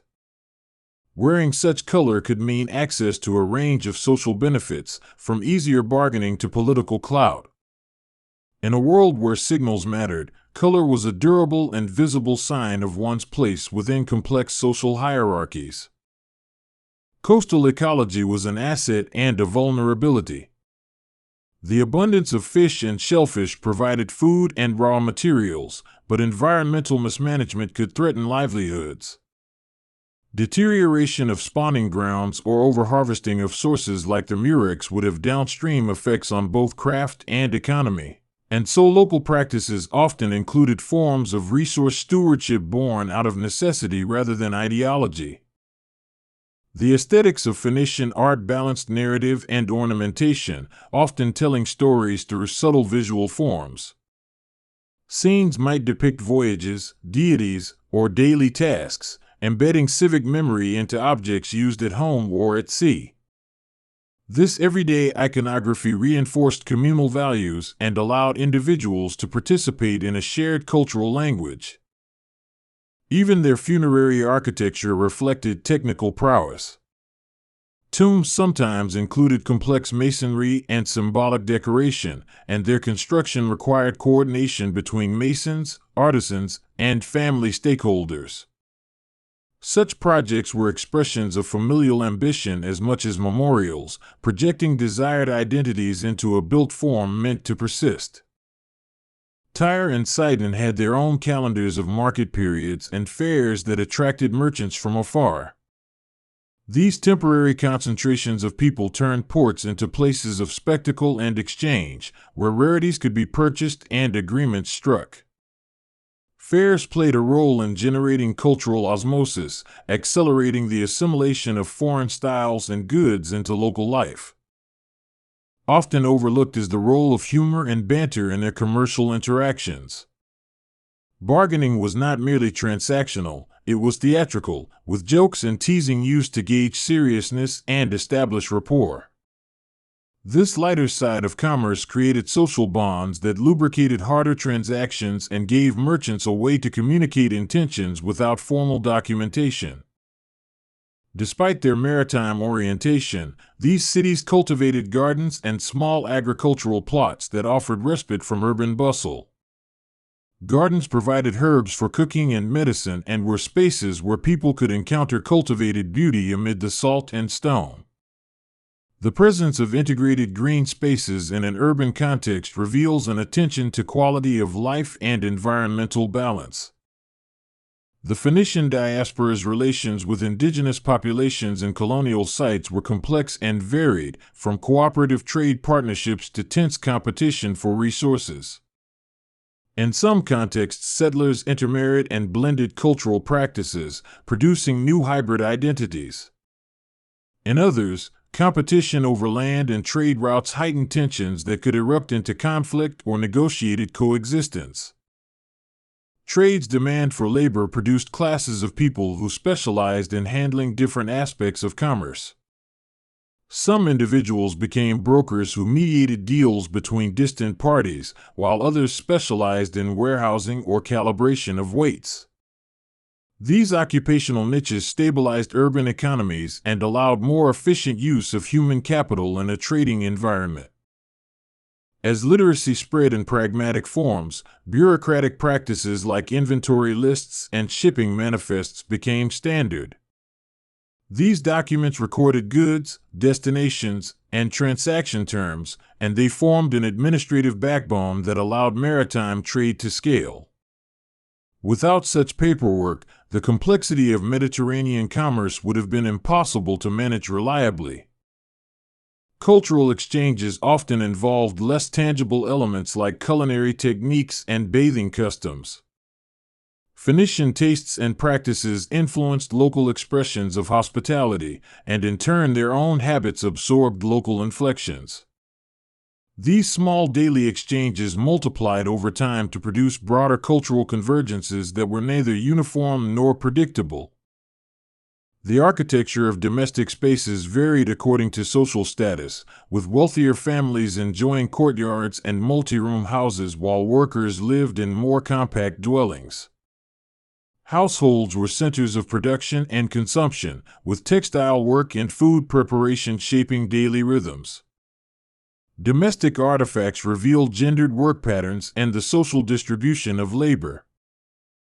The networks of Phoenician trade were not without moral and social dilemmas, including the use of slave labor in certain sectors and the negotiation of labor rights in others. Labor practices varied widely, reflecting the distinct needs of households, workshops, and ships. Understanding the social costs of commerce is essential to grasping the full complexity of Phoenician cities. Tyre and Sidon were also arenas of diplomacy where ambassadors and envoys practiced the delicate art of negotiation. Envoys traveled with gifts and rhetoric, brewing alliances or attempting to dissuade rivals from interference. Their success depended on rhetorical skill, knowledge of local customs, and an ability to leverage existing trade ties into political advantage. The legal frameworks governing trade often included clauses for shared responsibility in the event of loss at sea, an early form of maritime insurance. By spreading the risk among stakeholders, communities could undertake voyages that were otherwise too hazardous for individual merchants. This mechanism was critical in enabling the deep penetration of Phoenician commerce into risky but profitable territories. Cultural prestige accrued not only through goods but through patronage of the arts and public works. Wealthy merchants sponsored festivals, built temples, and commissioned art, thereby converting economic success into social capital. These acts sustained local artisans and provided public benefits that reinforced civic pride and cohesion.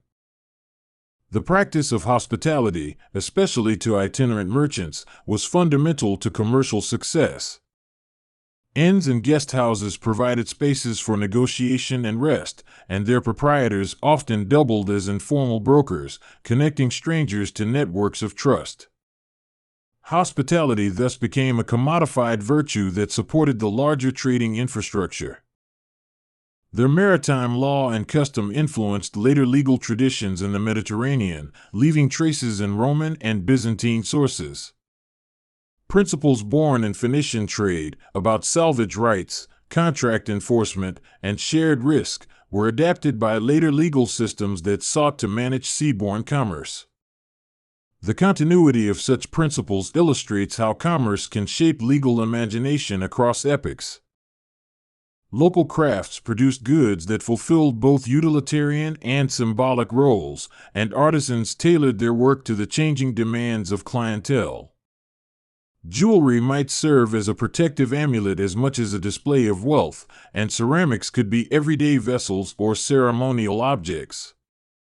This multiplicity of function made crafts resilient to shifts in taste and helped maintain steady demand. Education for maritime professions included apprenticeship at sea, where young sailors learned navigation, knot tying, and the management of cargo through direct experience. These itinerant classrooms were rigorous and practical and produced sailors who were adept at improvisation and problem solving. The mobility of training contributed to the diffusion of technical knowledge across port cities. Administrative records sometimes reveal the names of individuals who managed estates and commercial enterprises, giving us glimpses into the organizational complexity behind everyday markets. These managers coordinated labor, negotiated prices, and ensured that shipments reached their destinations intact. Their work demonstrates an early form of corporate organization that prefigured more formal systems of business management. Tyre's Island Harbor and Sidon's coastal workshops created complementary economic zones where production and distribution flowed back and forth. Goods from inland suppliers reached Tyre to be shipped westward, while artisanal products from Sidon found consumers in both eastern and western markets. This interplay between nodes created a balanced regional economy that could weather local shortages by drawing on diverse sources. Their approach to colonization favored coastal enclaves that could be defended and integrated into local systems of exchange. Such colonies provided supply points and safe havens for ships while also acting as cultural ambassadors. Over generations, these settlements often evolved into fully fledged cities that reflected local influences and contributed back to Phoenician networks. Maritime technology progressed incrementally through trial and error, with small innovations accumulating into significant advantages. Adjustments to hull forms, sails, and rudder systems increased cargo capacity and seaworthiness, and these gradual improvements allowed Phoenician ships to take on longer voyages with greater confidence. Innovation was conservative and practical, each change was tested and proven by use. The plasticity of Phoenician identity is evident in how they could be merchants, sailors, priests, and citizens depending on circumstance. Social roles were flexible enough to accommodate career shifts that reflected economic opportunities, with households often diversifying income through multiple activities. Such flexibility was a resource in a world where fortunes rose and fell with the seasonal moods of trade. Their funerary monuments, sometimes inscribed and sometimes marked with symbolic carvings, served as public declarations of family memory and civic belonging. These monuments were places where communal history was written in stone, complementing oral memory and contractual records. They provided a sense of continuity that comforted families in an uncertain maritime economy. Throughout their history, Tyre and Sidon threaded a path between autonomy and dependency, innovation and tradition. They curated a cultural repertoire that sustained them for centuries despite external pressures, changing technologies, and shifting trade winds. Their story is not one of abrupt disappearance but of transformation, as their cultural products and practices were absorbed into new contexts even when political control changed hands. The Phoenicians' legacy is both visible and seeping, present in coins, in words, in alphabetic letters carved on stone, and in the vague familiarity of common customs. Their imprint on Mediterranean civilization is subtle and profound, distributed across many domains of life rather than centralized in monuments that proclaim dominance. It is a legacy of connection, where the movement of goods and ideas mattered more than the expansion of territory. In modern times, the study of Tyre and Sidon has revealed how interdependence shaped early globalization, how small coastal cities could exert wide influence through networks and craft. Contemporary scholars piece together fragments of ceramics, inscriptions, and building foundations to reconstruct the social economics of ancient trade. Through their work, we understand better how ancient mobility created bonds that spanned islands and continents long before modern transport knit the world into one market. Their seafaring routes remind us that geography can simultaneously constrain and liberate human societies, and that communities on the margins of land can harness that position to become central players. The Phoenicians made the edge of the sea into a platform for exchange, pioneering a way of life where movement itself was a form of wealth. Tyre and Sidon, in this sense, were not isolated outposts but engines of cultural and economic connectivity.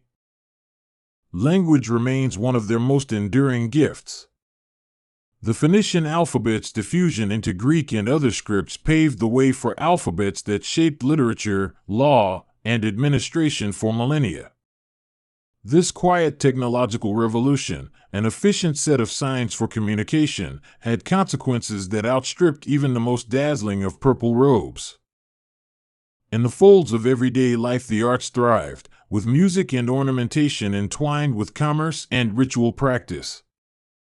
Craftspeople and musicians alike found audiences in markets and temples, and their work bound communities by offering familiar refrains and shared aesthetics.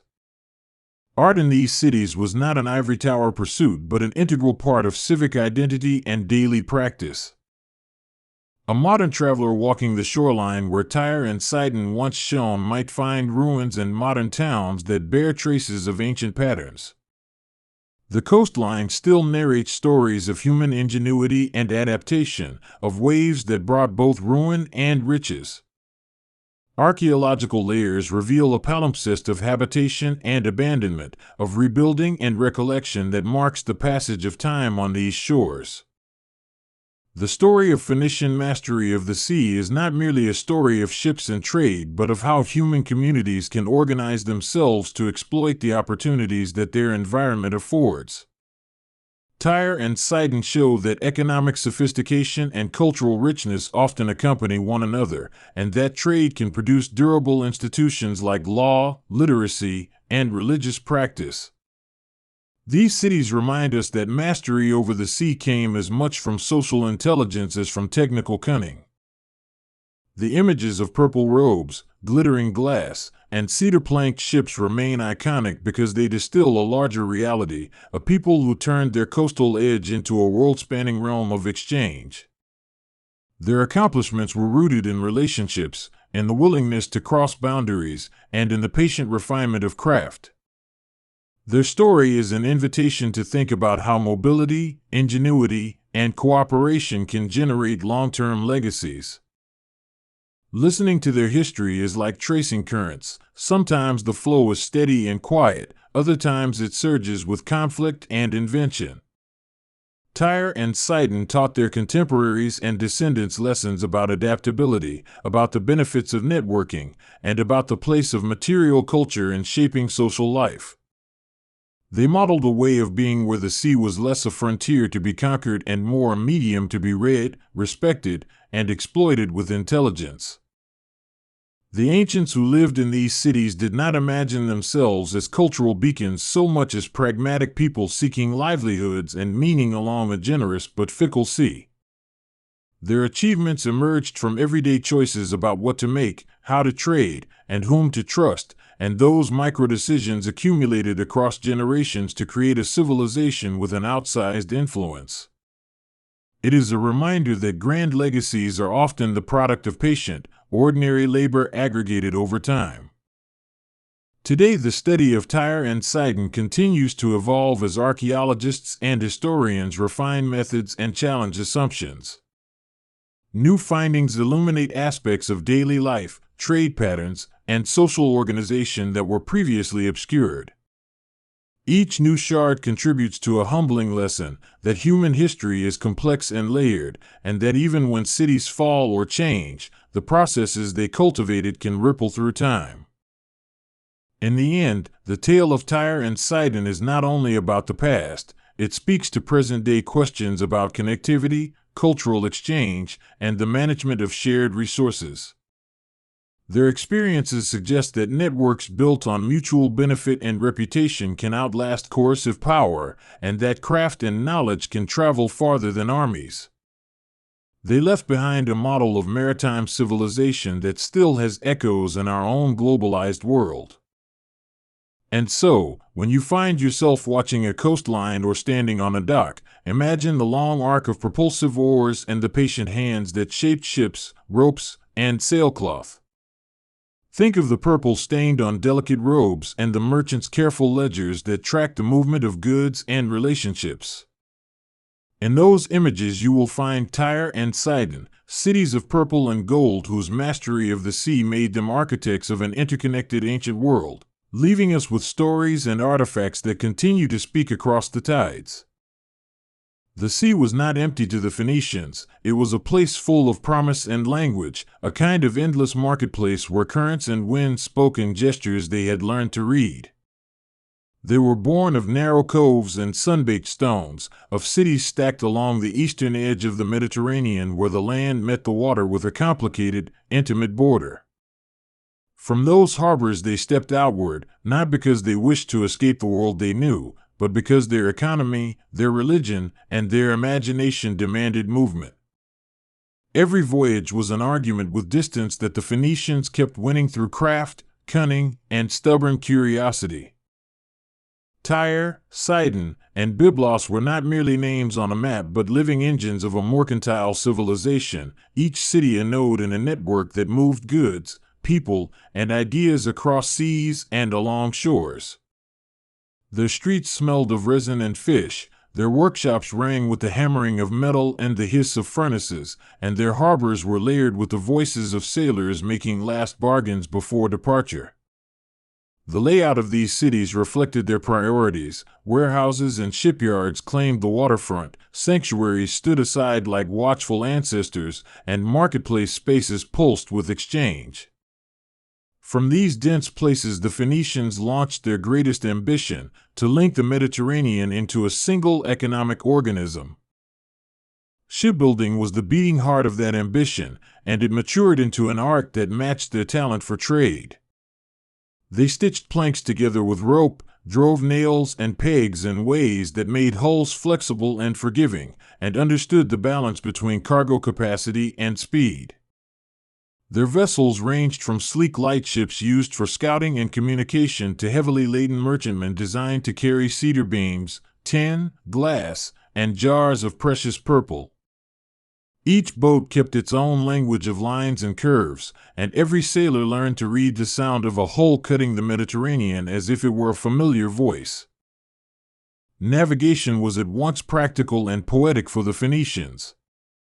They hugged coasts when they could, using landmarks as punctuation marks in the sea's long sentences, but they also developed the confidence to sail between islands and across open reaches when profit demanded it. Stars became their guide in nights without landmarks, and the sun charted their progress by day. They noticed patterns of swell and current, the behavior of birds, and the drift of floating debris. The mastery of these methods did not arrive overnight. It was a slow accretion of observations turned into rules of thumb and then into customs passed from captain to apprentice. Their routes were intricate and wide, looping along the Levantine shore, down the eastern Mediterranean to Egypt, westward along the North African coast, into the bright harbors of Sicily and Sardinia, and beyond that to Iberia. In every place they established a way of working, a trading post on a beach, a small fortified quay where merchants could sleep and stash their goods, and a network of local contacts who knew where to find raw materials or willing buyers. The Phoenician trade empire was not built by conquest in most places, but through relationships, gifts here, marriages there, and shared profit stitched into the social fabric of distant communities. Cedar was a foundation of their material world and a key reason they turned their eyes to the sea. The tall, aromatic trees of Lebanon supplied timbers that could not be replaced locally in many parts of the Mediterranean, and the demand for durable wood in shipbuilding, construction, and sacred spaces was relentless. When a city-state from across the sea desired a new temple or needed to shore up its fleet, they called for Lebanese cedar, and a Phoenician ship answered that demand. Those timbered beams carried not only structural weight but the reputation of Tyre and Byblos, turning wood into a kind of portable currency. Of all their products, the purple dye they produced from murex shells became the most famous emblem of Phoenician luxury and status. The process was slow and smelly, requiring tens of thousands of tiny sea snails and careful cooking to coax out a dye that could stain fabric in a color associated with royalty. Garments dyed with that purple took on a symbolic life, worn by rulers and priests, and as such they broadcast the names of Phoenician cities far from their shores. The purple trade carried prestige more reliably than gold sometimes, since symbols and tastes can command power and provoke imitation. Glassmaking in the coastal workshops offered another form of alchemy, turning sand and soda into translucent bottles and beads that circulated widely because they were both useful and beautiful.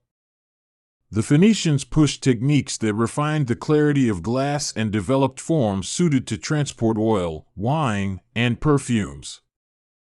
Small glass ingots and beads became an embroidery of their trade patterns, moving easily as personal items across cultures and leaving traces that archaeologists would one day use to map exchange.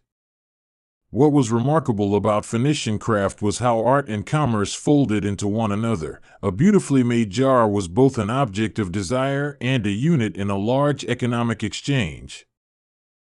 Their role as middlemen allowed the Phoenicians to control flows of goods coming from disparate lands, assembling cargoes that mixed metals from the east, tin from the far west, ivory from Africa, and wine from the island vineyards of the central Mediterranean. Their coastal warehouses smelled of oil and resin, and their amphores were stamped with identifiers that told a crude but effective story of origin. In this sense, the Phoenicians did not merely move goods, they curated assortments that met the appetites of markets stretching from the Nile to the Bay of Biscay. Trade became a language of composition where each cargo told of distant partners and mutual dependence. The Ulubaran shipwreck, found off the southern coast of Turkey, remains a vivid microcosm of this globalizing habit. Its cargo contained copper and tin destined for bronze production, Canaanite jars, ivory, gold, and precious ebony, all packed together beneath layers of ballast stones and pinewood beams. The ship speaks in a mute but eloquent voice about the interconnectedness of economies long before anyone imagined that such connections were possible. Studying the wreck, we see not a single culture operating in isolation but a gathering of materials, technologies, and ideas that moved like tides. Phoenician settlements in the western Mediterranean were not colonies in the same sense that later empires would conceive of colonies. They were economic outposts and sometimes cultural islands planted into local landscapes. Gator, which the Greeks later called Gades and we know today as Cadiz, was one of the earliest western footholds, placed cleverly at a bend in the Atlantic where ships could resupply and trade.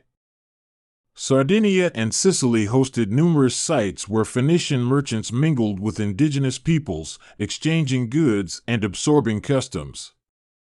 These outposts sometimes became seeds of new, hybrid cultures, preserving Phoenician language and rituals while incorporating local practices. The spread into Iberia marked a decisive expansion because the peninsula offered mines, agricultural lands, and a strategic position between the Atlantic and the Mediterranean.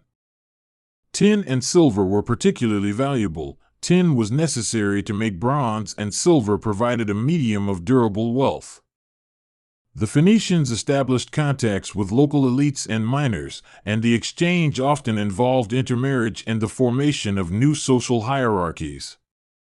Over time, the landscape of southern Iberia showed traces of Phoenician influence in pottery styles, architectural features, and ceremonial objects.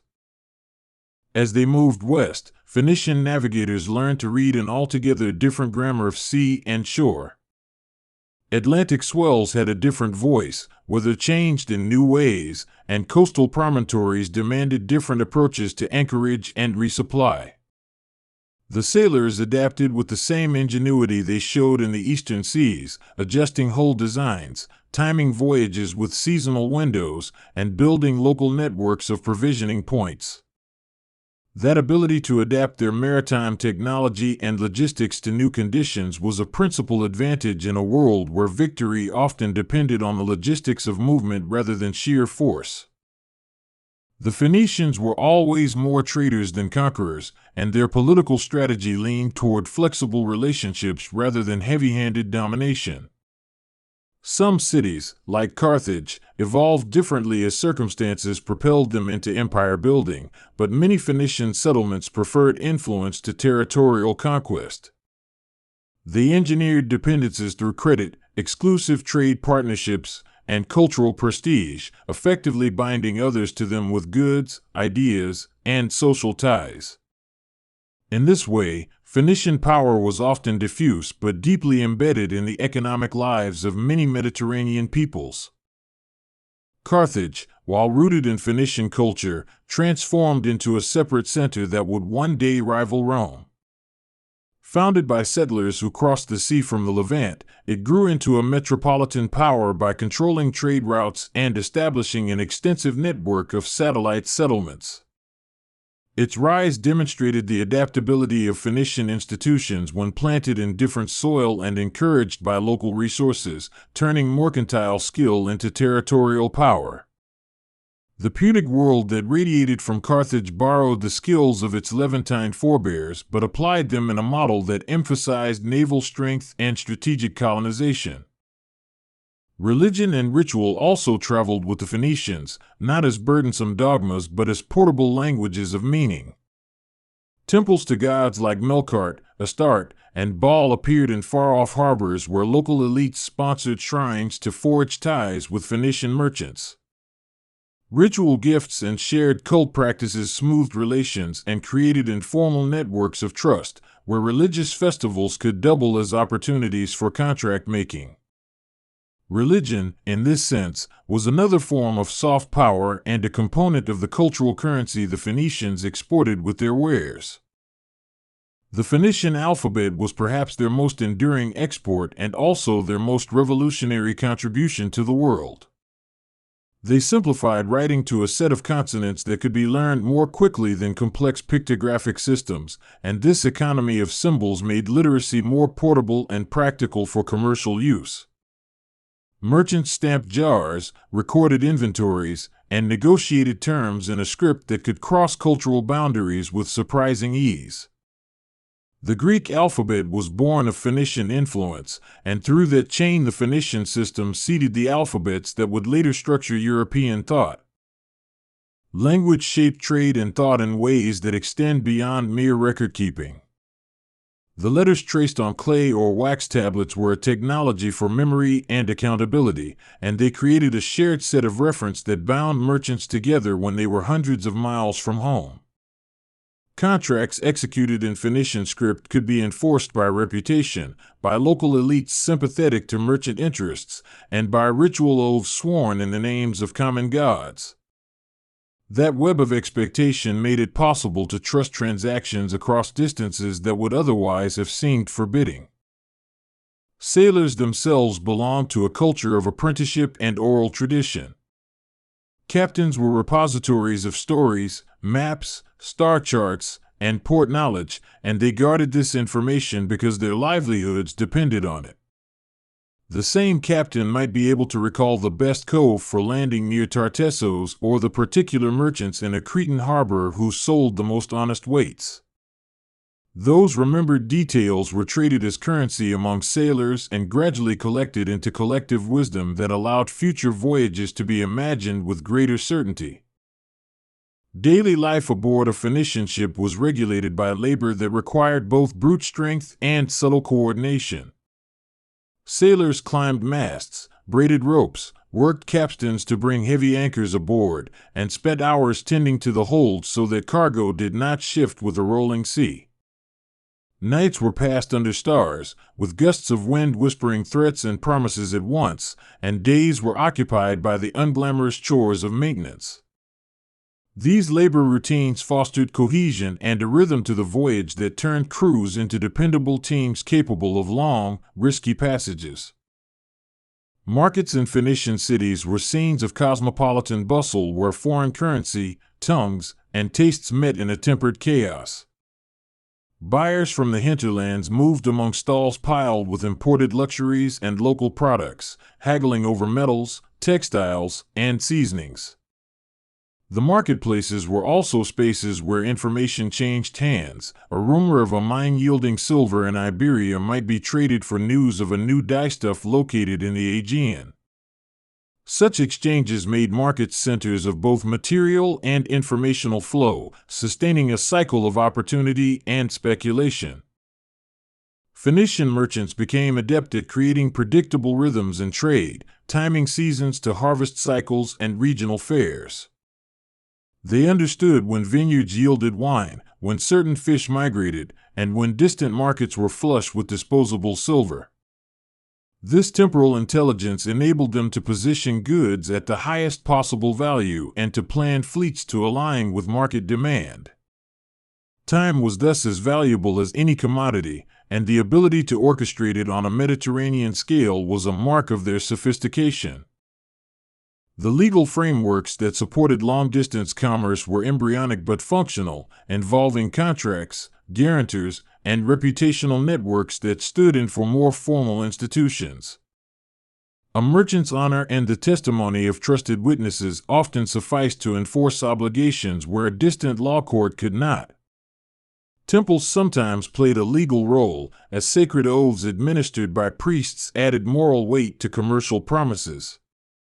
Over time, these systems grew more complex and laid the groundwork for more comprehensive legal structures in later centuries.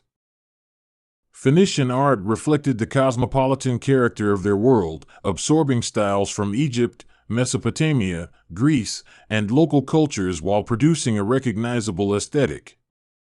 Reliefs on stelae, carved ivories, and votive objects blended motifs in ways that made their work appealing across cultural lines. The visual languages of Phoenician art were portable, easy to adapt, and therefore highly transmissible, helping their cultural imprint to travel with their trade goods. Little by little, these artistic threads contributed to a Mediterranean tapestry of shared imagery and taste.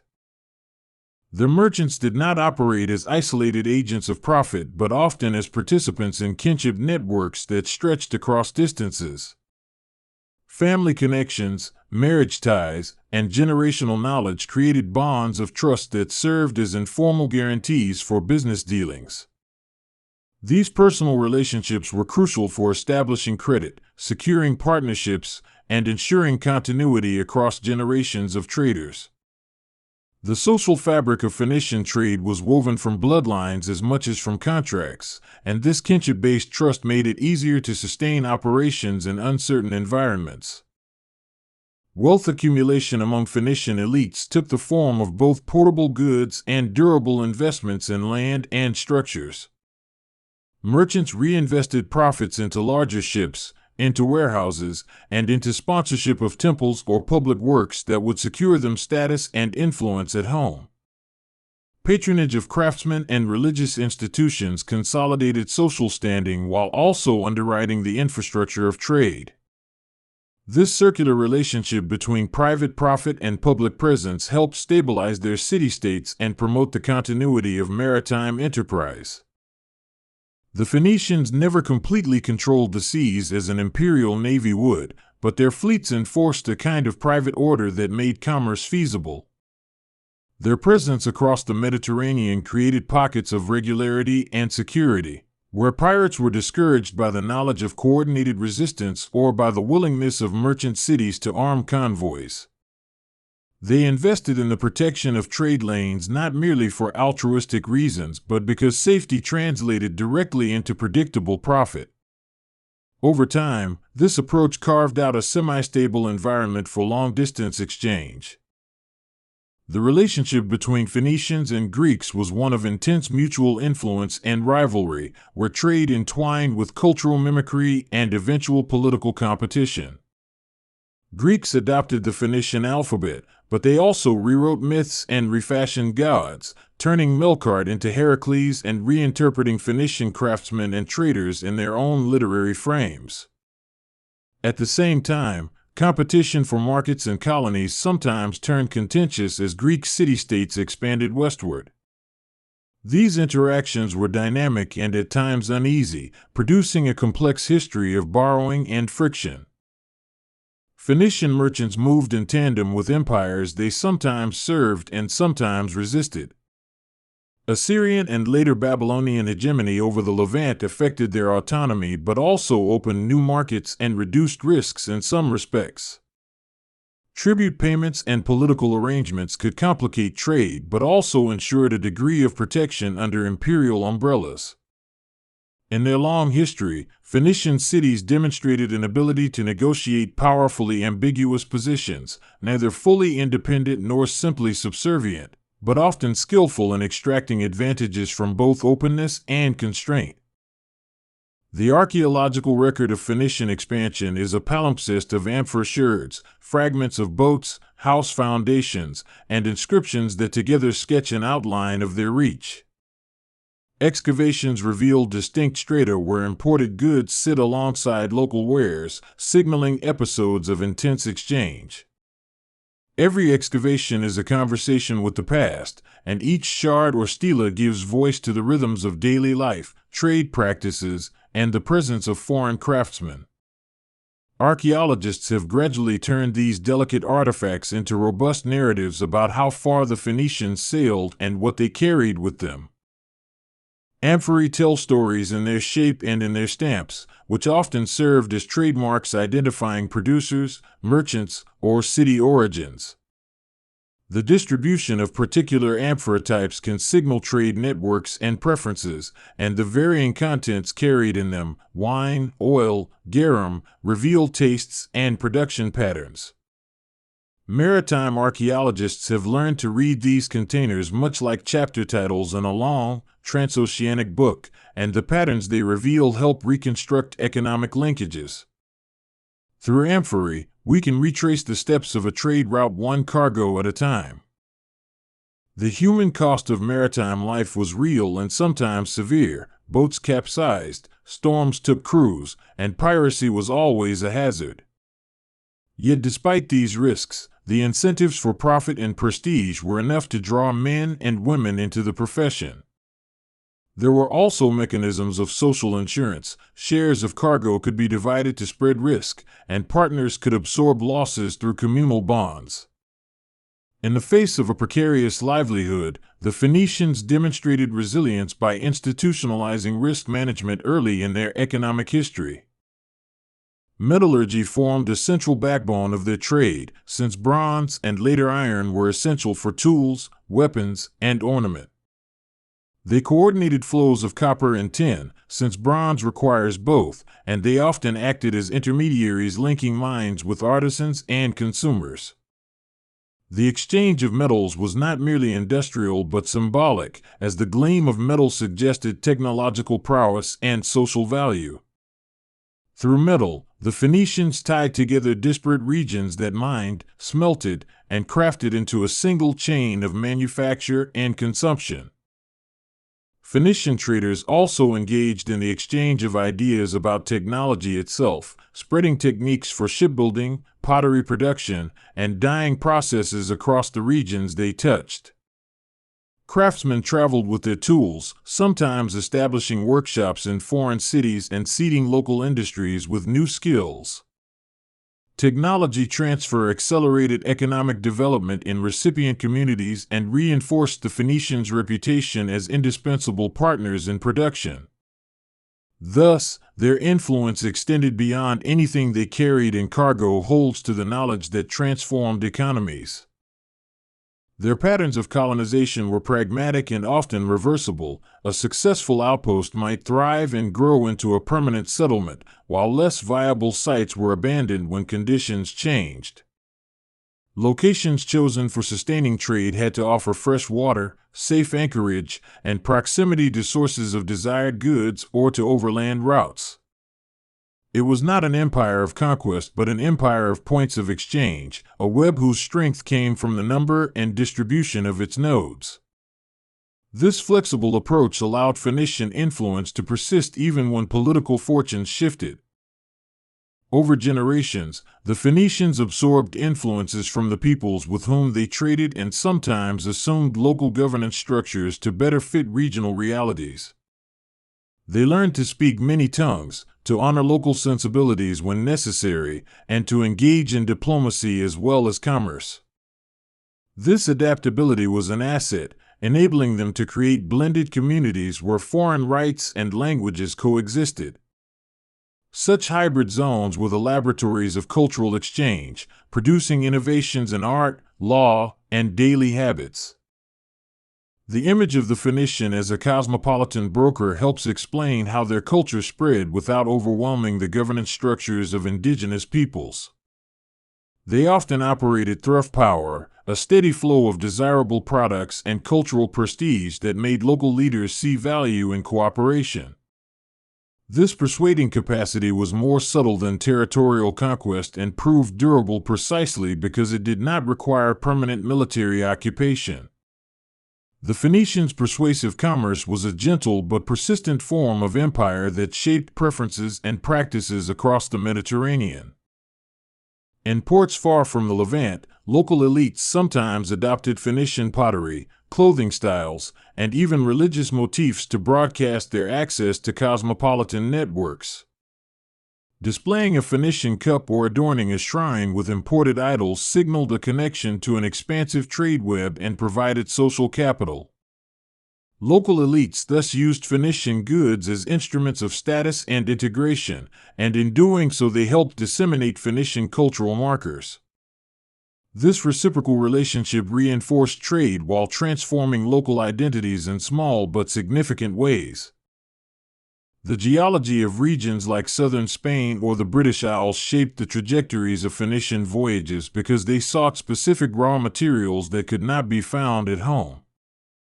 Mines in the West offered tin and silver, and the effort to reach them drove the expansion of routes and the establishment of a supply chain across increasingly long distances.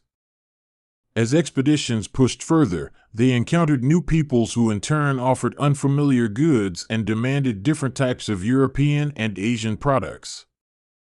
Each new resource discovered became a magnet for further investment, pushing the boundaries of what the Phoenician trade empire might reach. Encounters with indigenous communities produced a range of outcomes, from peaceful trade and cultural borrowing to conflict and miscommunication. The Phoenicians often navigated these encounters by establishing agreements that involved exchange, marriage, and religious recognition, which reduced friction and encouraged cooperation. Yet misunderstandings and competition could also spark violence, especially when resources were scarce or when rival powers contested strategic points. Despite occasional conflict, long-term outcomes tended to favor exchange and adaptation over permanent confrontation. Their money economy remained partially rooted in barter despite the use of precious metals and weights and measures that facilitated wider trade.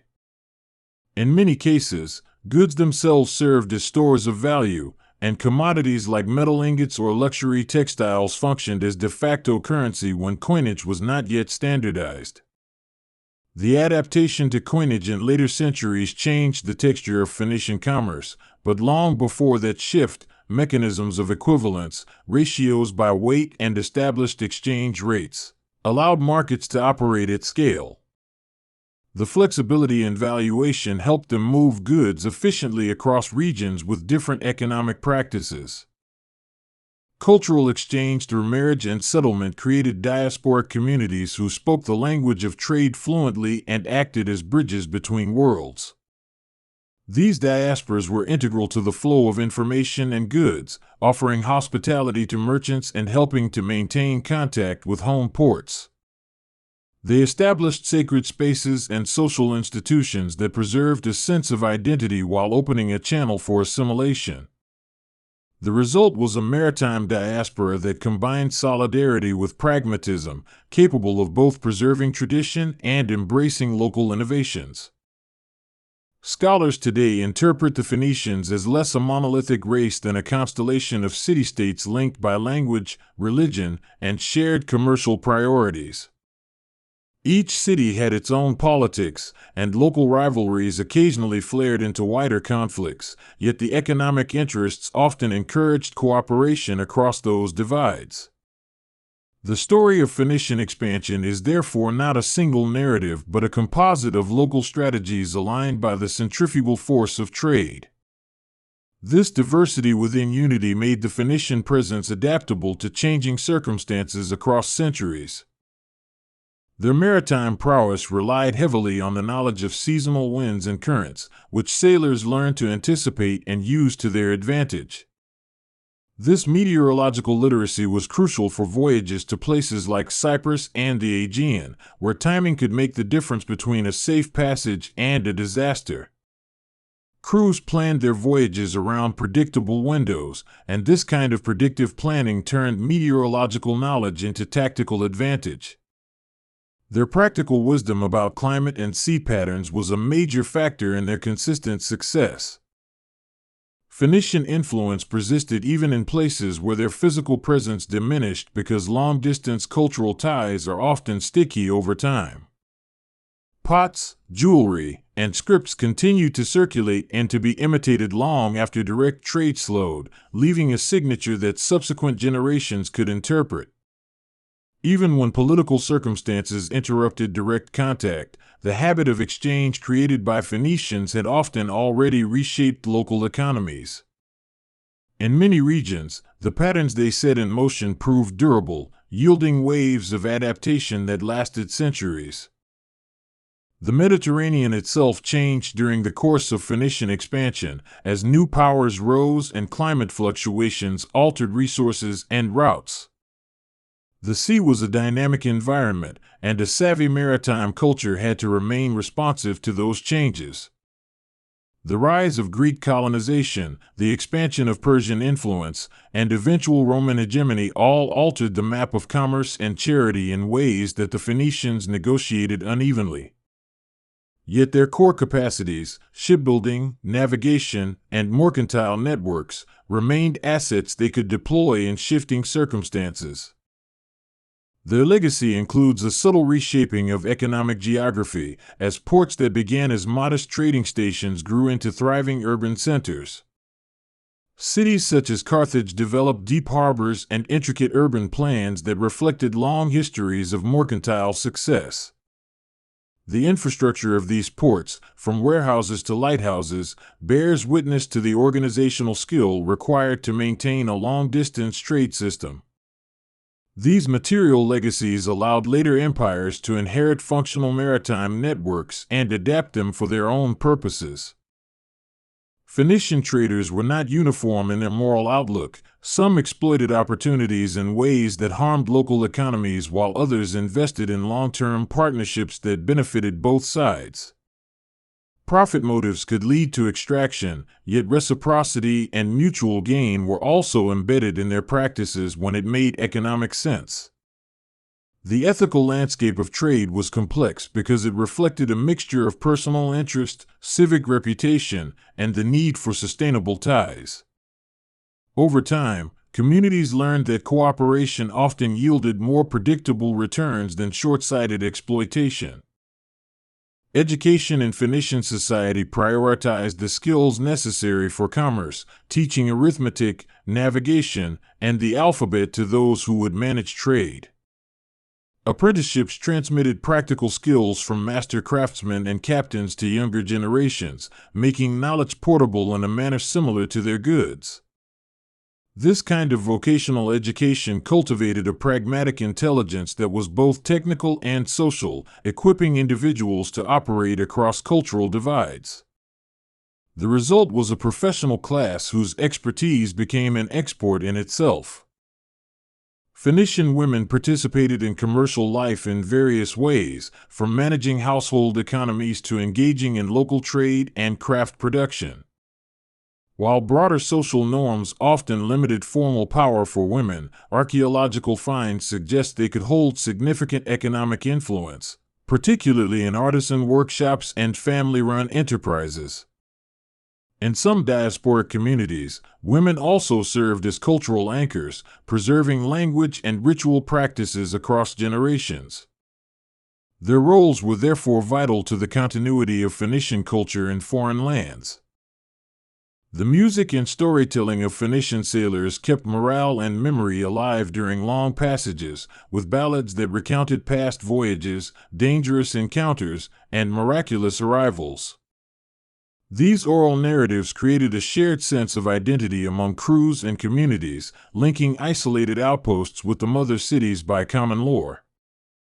Music, stories, and rituals turned the sea into a living archive of experience, teaching cautionary lessons and celebrating successes. Such cultural practices were both practical and effective mechanisms of cohesion. Phoenician traders often employed sophisticated packaging and labeling techniques to ensure the integrity of goods and to make products recognizable across language barriers. Seals impressed into wax or clay served as assurances of origin and quality, while sturdy wrapping protected delicate contents on long voyages. These practices created trust among buyers and sellers who had never met, reducing the transaction costs of distance. Even humble innovations in packaging had broad economic effects by making goods more transportable and reliable. Their interactions with Egypt were particularly influential, since the Nile civilization offered both a market and a stage for cultural exchange. Egyptian kings sometimes welcomed Phoenician goods and craftsmen, integrating them into royal projects, and mutual admiration shaped artistic and technological borrowing. Phoenicians in turn learned from Egyptian naval techniques, iconography, and administrative practices, translating those lessons into their own maritime economy. The mutual flow of goods and ideas across that interface was one of the Mediterranean's most productive long-term collaborations. Stories of legendary voyages and mythical encounters often derived from real navigational achievements, embellished by time into heroic tales. Mariners told of islands that shimmered with gold, of winds that spoke, and of encounters with strange peoples who sold marvelous commodities. These narratives fueled the imagination of consumers and inspired new voyages that sought to reach the margins of known seas. Myth and commerce coexisted. Sometimes the promise of wonder was the very engine that pushed trade into unknown waters. Phoenician shops and workshops functioned like small laboratories where innovation met demand, producing variations in ceramics, textiles, and metalwork to satisfy diverse markets. Craftsmen had to be agile in design and responsive to shifting aesthetic preferences in order to sustain demand. This responsiveness encouraged experimentation and a continual refinement of techniques, making Phoenician goods both familiar and adaptable in foreign markets. The constant iteration of craft was itself a form of competitive advantage in a crowded marketplace. The notion of a Phoenician trade empire reframes our modern categories of empire and influence because it shows how power can be exercised through networks rather than through classic territorial annexation. Merchants and craftsmen rather than imperial administrators often ran the day-to-day business of expansion, and their incentives were rooted in exchange and reputation. This model of power is subtler but equally consequential, shaping economic and cultural geographies across centuries. Understanding it helps us see the Mediterranean not as a set of isolated cultures but as a shared field of economic negotiation. Pots and beads recovered from distant shorelines whisper of routes that once pulsed with life and negotiation, revealing the human geography of exchange one find at a time. Each discovery shifts the contours of our historical imagination, suggesting that the Phoenicians were even more pervasive than classical authors sometimes acknowledged. Archaeological detective work continues to fill in the map, connecting ports, telling of voyages, and reconstructing the logistics of trade. With every dig, the story becomes a little clearer and a little more marvelous. The Phoenicians taught the world, implicitly and explicitly, that geography need not limit a city if that city could master mobility. They demonstrated how an orientation toward sea and trade could create wealth and cultural reach disproportionate to territorial holdings. Their strategy was an early lesson in globalization, turning the circum-Mediterranean into a zone of exchange where value circulated with remarkable fluidity. That lesson remained relevant long after the Phoenician cities themselves receded from political prominence. Their documentary traces survive in inscriptions and testimonials written by others, but the fullest evidence of their reach lives in the goods they left behind and the patterns they initiated. Even where texts are sparse, the material record speaks: a shard of pottery here, an imported bead there, a funerary offering that betrays foreign influence.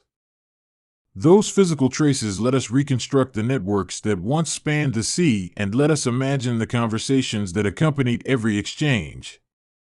The material world they left is thus a map of their imagination and ambition.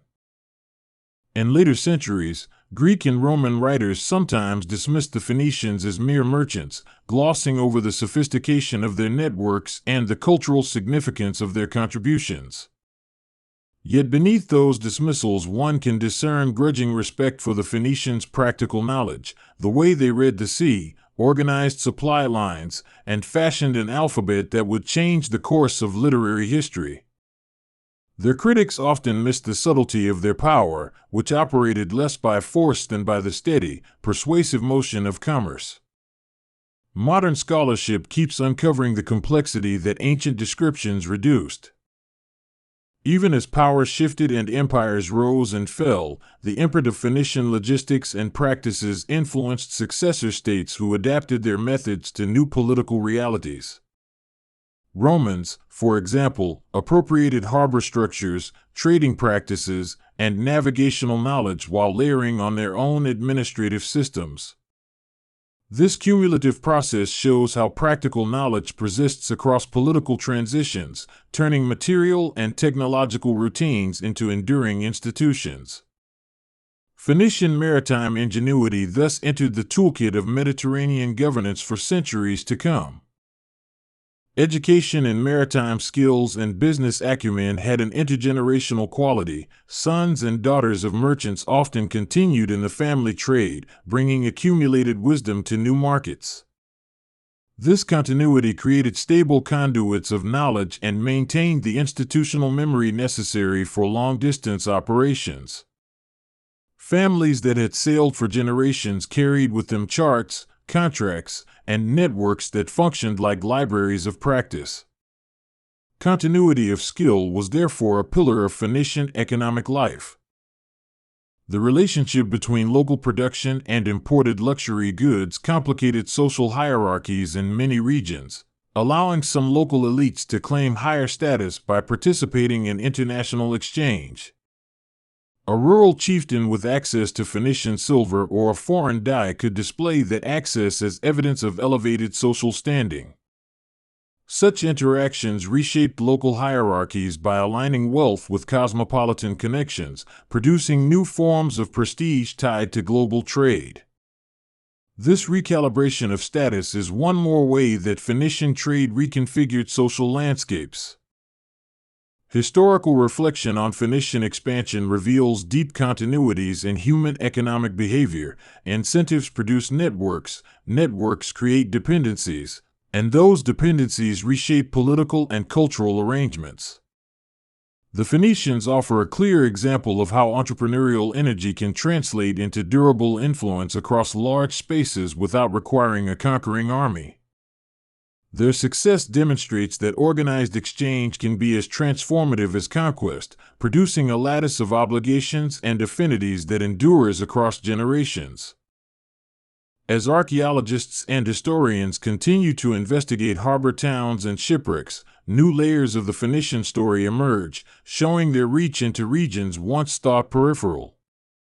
Finds in northern France, Ireland, and the Canary Islands invite questions about the true bounds of their voyages, and although debate continues, the evidence increasingly supports a picture of wide-ranging contact. Each new find is like a dropped pin on a map, indicating that maritime history is a constantly expanding field of discovery. The sea keeps giving up its secrets to those who listen patiently.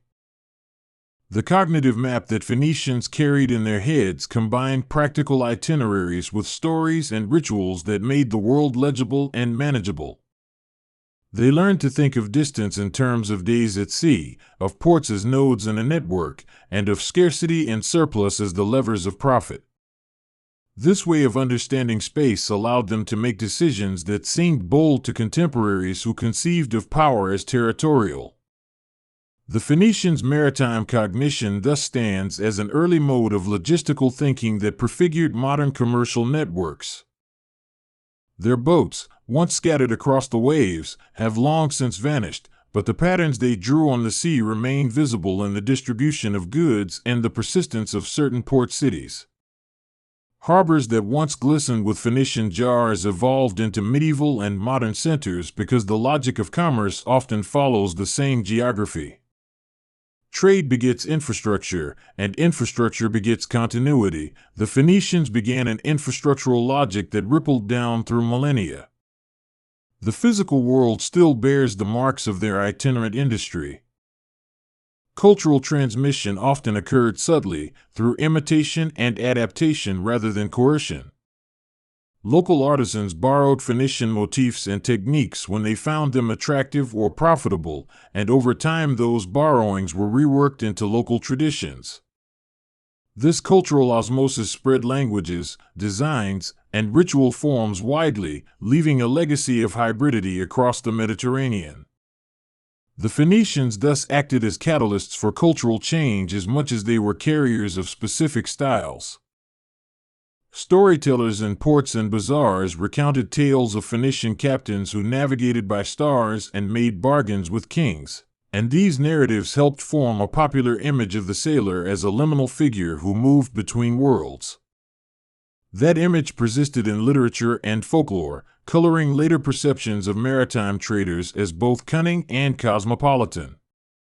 Such stories were more than entertainment. They were social scripts that helped communities make sense of the strange and valuable goods that flowed into their markets.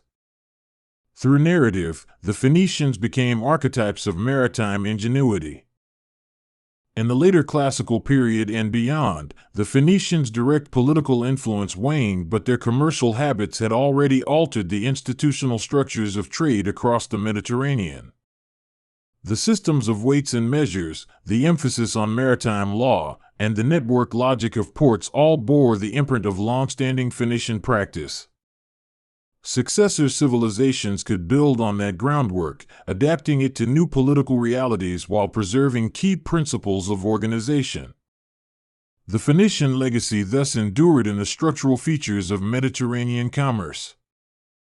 The translation of Phoenician economic practices into the legal and administrative systems of later empires illustrates a continuity in institutions that transcended particulars of language and culture.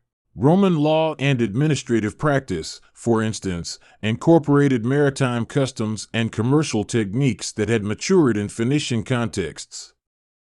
This process of institutional inheritance shows how practical solutions survive political change because they solve enduring logistical problems. Phoenician experience therefore helped to shape a broader Mediterranean institutional culture. Even when historians once marginalized them as lesser players between larger empires, modern scholarship has restored the Phoenicians to a central place in narratives of Mediterranean history because their maritime networks did so much to integrate the region. They are no longer footnotes to greater powers but protagonists in a story about how commerce can knit together far-flung societies. Reassessing their role helps us appreciate the multitude of ways cultures influence one another beyond conquest. The Phoenicians deserve recognition for their creativity, adaptability, and the infrastructural genius that made them masters of the sea.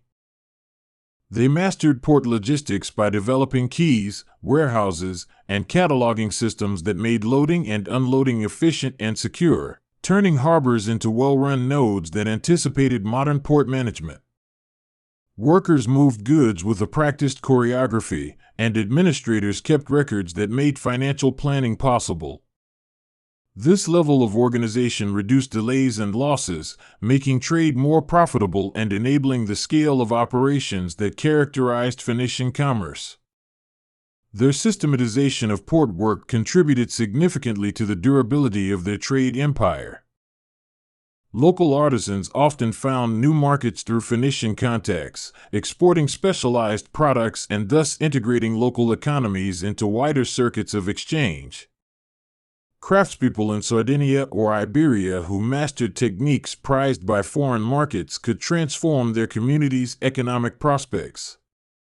The Phoenicians thereby served as catalysts for localized economic development, linking regional competencies to global demand. This mutual enrichment shows the more constructive side of long-distance trade. Their approach to credit and investment included practices such as shared ownership of cargo and debt instruments that allowed merchants to spread risk and mobilize capital without modern banking systems. Investors could finance expeditions by underwriting cargo and taking a share of profit, creating an early form of partnership that incentivized investment and innovation. These financial instruments made it possible to launch larger ventures and to sustain networks across seasons and generations. The Phoenicians understood finance as another tool for expanding commerce. The cultural geography of the Mediterranean was remade by the constant circulation of goods, people, and ideas, so that coastal regions shared certain tastes and rituals even when inland areas remained distinct. Coastal cosmopolitanism emerged in many zones, with population mixes that included Phoenician merchants, local elites, and other foreigners. The coastal strip thus became a zone of intense interaction where hybrid identities emerged and gave rise to unique cultural expressions. The sea fostered a particular kind of community that owed much to mercantile practice. Finally, the memory of Phoenician mastery survives in the distribution of technologies, languages, and city plans that continued to influence maritime societies long after their political preeminence faded. Their story is a testament to the power of organized mobility and the long reach of commerce as a form of cultural and political influence. To listen to the echoes of Phoenician voyages is to hear the early notes of a globalizing world, where the sea becomes a compass guiding human ambition and imagination across the endless blue. Listen closely and imagine the smell of salt and cedar carried on a wind that has blown for millennia. The Phoenicians were not a single nation but a constellation of city-states hugging the eastern edge of the Mediterranean, each harbor a stage for traders, priests, sailors, and craftsmen who shaped a secretive and brilliant world.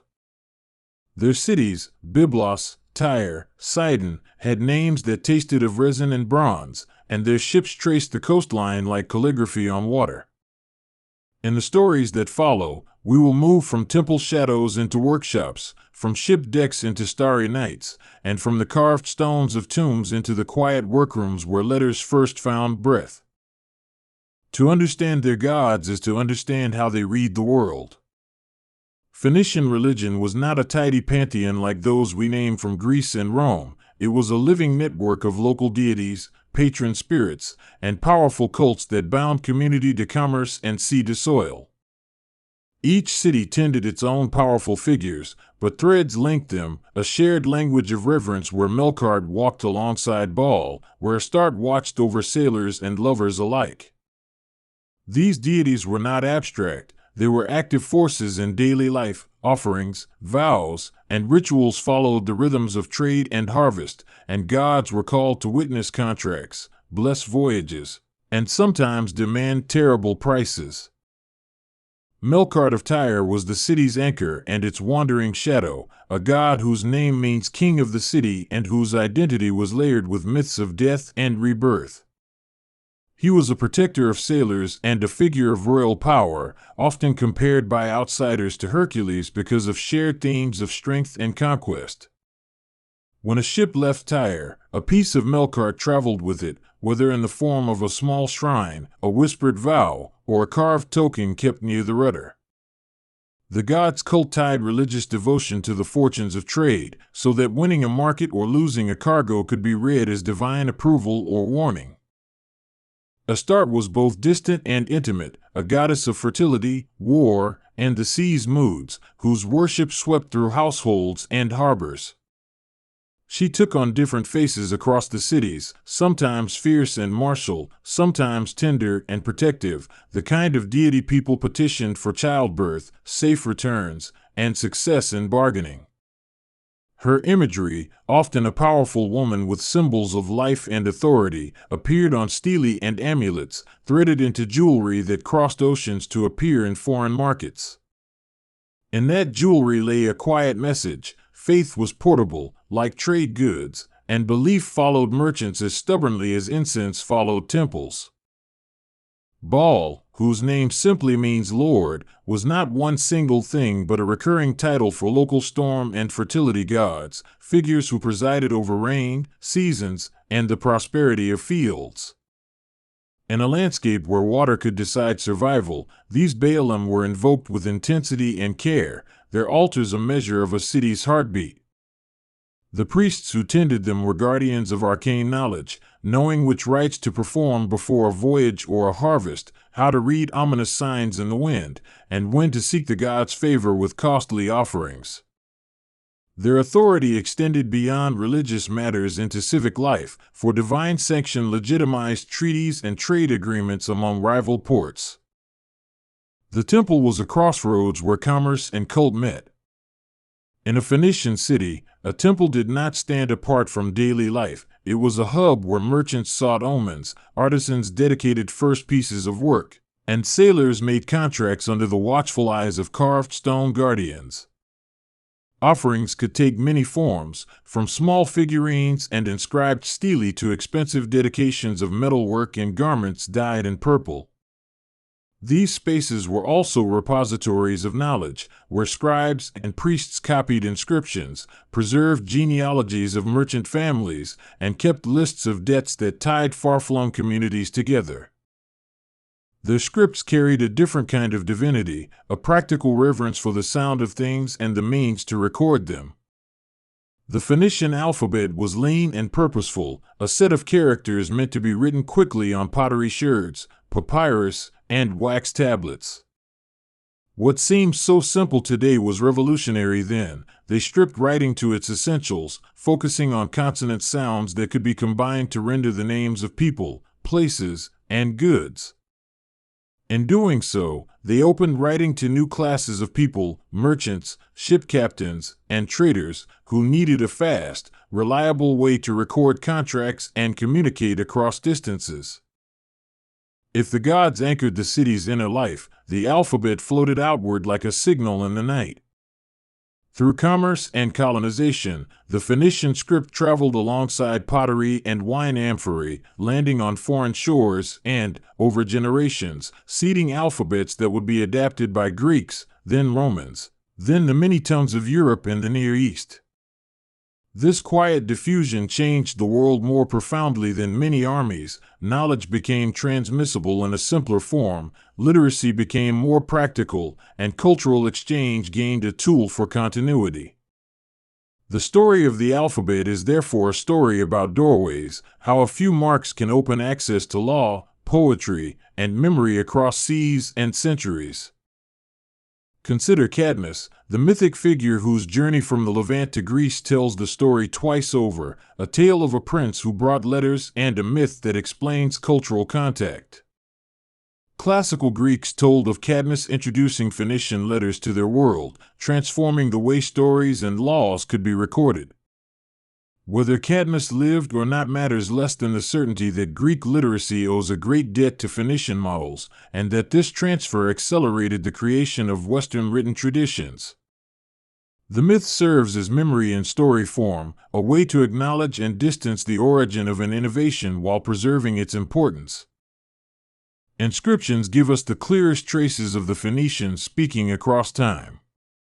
Stone stelae, funerary markers, and votive inscriptions carved in the neat angular script preserve names of kings, dedications to gods, and records of donations. The Ahiram sarcophagus from Byblos bears an epitaph that pushes back against myth and anchors a culture in concrete terms of language and death rites. These artifacts are not dry, they are fragments of conversations across millennia, messages left on stone so that memory might stand firm even as empires faltered. The way they carved and placed these inscriptions mattered. A stele erected at the harbor had a different audience than a plate placed in a temple inner sanctum. Public inscriptions announced political alliances, commercial privileges, or dedications meant to be read by arriving captains and local rivals alike. Private inscriptions, incised on jewelry or small altars, were intimate prayers, the kind of messages a sailor might tuck into a chest before a dangerous journey. Every inscription, public or private, made the world slightly more certain for those who needed certainty to trade and survive. When the Phoenicians sailed, they sailed with knowledge stitched into every seam of their vessels. Shipbuilding techniques combined imported ideas with local innovations in a craft that demanded both speed and resilience. Ships were slender and swift, designed for both cargo and swift dispatch, and they carried a variety of goods that made the Mediterranean a place of exchange rather than a collection of isolated coasts. These vessels were the arteries of an economy that depended on speed and information as much as on raw materials, and their design reflected centuries of refinement. Maritime skill depended on more than wood and rope, it depended on observation and an intimate understanding of the sea's moods. Phoenician sailors read clouds and birds, the shape of waves, and currents in ways that were both practical and poetic. They navigated by landmarks and stars, memorizing coastlines and safe harbors with an accuracy that made long-distance voyages not only possible but profitable. The practice of exploring the open sea, venturing beyond sight of land to reach new markets, set them apart from many contemporaries and made them masters of a watery geography. One of their secrets was the way they moved luxury by stealth, in the sense that trade was often about discretion, timing, and reputation rather than clamor. A merchant's anonymity could be worth more than his open display, and contracts kept in temple records acted as a kind of reputation ledger. Trust was built in repeated voyages, in families of traders who learned to match bargains with precision, and in networks that treated information as currency. In this economy, a whispered tip about a new market or a clever seamanship trick could translate into substantial profit, preserved in the margins of household accounts. Their trade goods were as much a language as their alphabet, telling stories of distant forests, mountain mines, and foreign hands. Cedar from Lebanon, prized for its scent and durability, became the backbone of construction, from ship ribs to royal palaces. Purple dye, extracted from the murex sea snail, carried such symbolic power that garments dyed with it proclaimed rank and identity, an emblem of status that moved through courts and shrines. Glass and metalwork spread Phoenician aesthetic and technical knowledge, their colors and forms signaling a movement of taste as much as of goods. The murex dye was a closely guarded secret, its purple more than a color but a code of status. Harvesting the snails and processing the dye required knowledge of seasons, chemistry, and patience, and the resulting color was both visually striking and chemically resilient. Objects dyed in that purple became a kind of trademark for Phoenician quality, and dye workshops underwrote considerable wealth that allowed merchant families to sponsor temples and expeditions. When we think of power, we often imagine armies. Here, power operated through sheen and color, through the sheen of a dye that declared authority without a single soldier stepping forth. Yet wealth also meant vulnerability, and Phoenician cities faced threats from waves of conquerors and the encroaching ambitions of neighbors. Assyrians, Babylonians, Persians, and Greeks all touched their shores, each leaving marks on language, governance, and economy. Yet in many cases Phoenician merchant culture adapted, finding ways to maintain trade and identity under new rulers. This resilience shows in the continuity of craft traditions and in the persistence of the alphabet across political upheavals. Carthage stands as the most famous of their colonies, a city that rose from a single act of exile into a maritime empire that rivaled Rome in influence and skill. Founded by a woman named Elissa in the legends, the city became a testament to Phoenician organizational skill transplanted into a new soil. Carthage refined maritime logistics, established far-flung trading posts, and eventually challenged Rome's domination of the western Mediterranean. Yet Carthage also preserved Phoenician religiosity and language, taking the culture's religious structures into new landscapes and giving them a unique regional turn. Tanit and Baal Hamon became central in Carthaginian worship, figures that, while echoing the older gods of the Levant, took on a distinctive local flavor. Their cults involved rituals that were interpreted through the lens of Carthage's social needs, linking fertility and protection to prosperity in the same breath. Contemporary and later sources often misrepresent these rituals, and part of modern investigation is untangling bias from observation to better understand the complexity of devotion.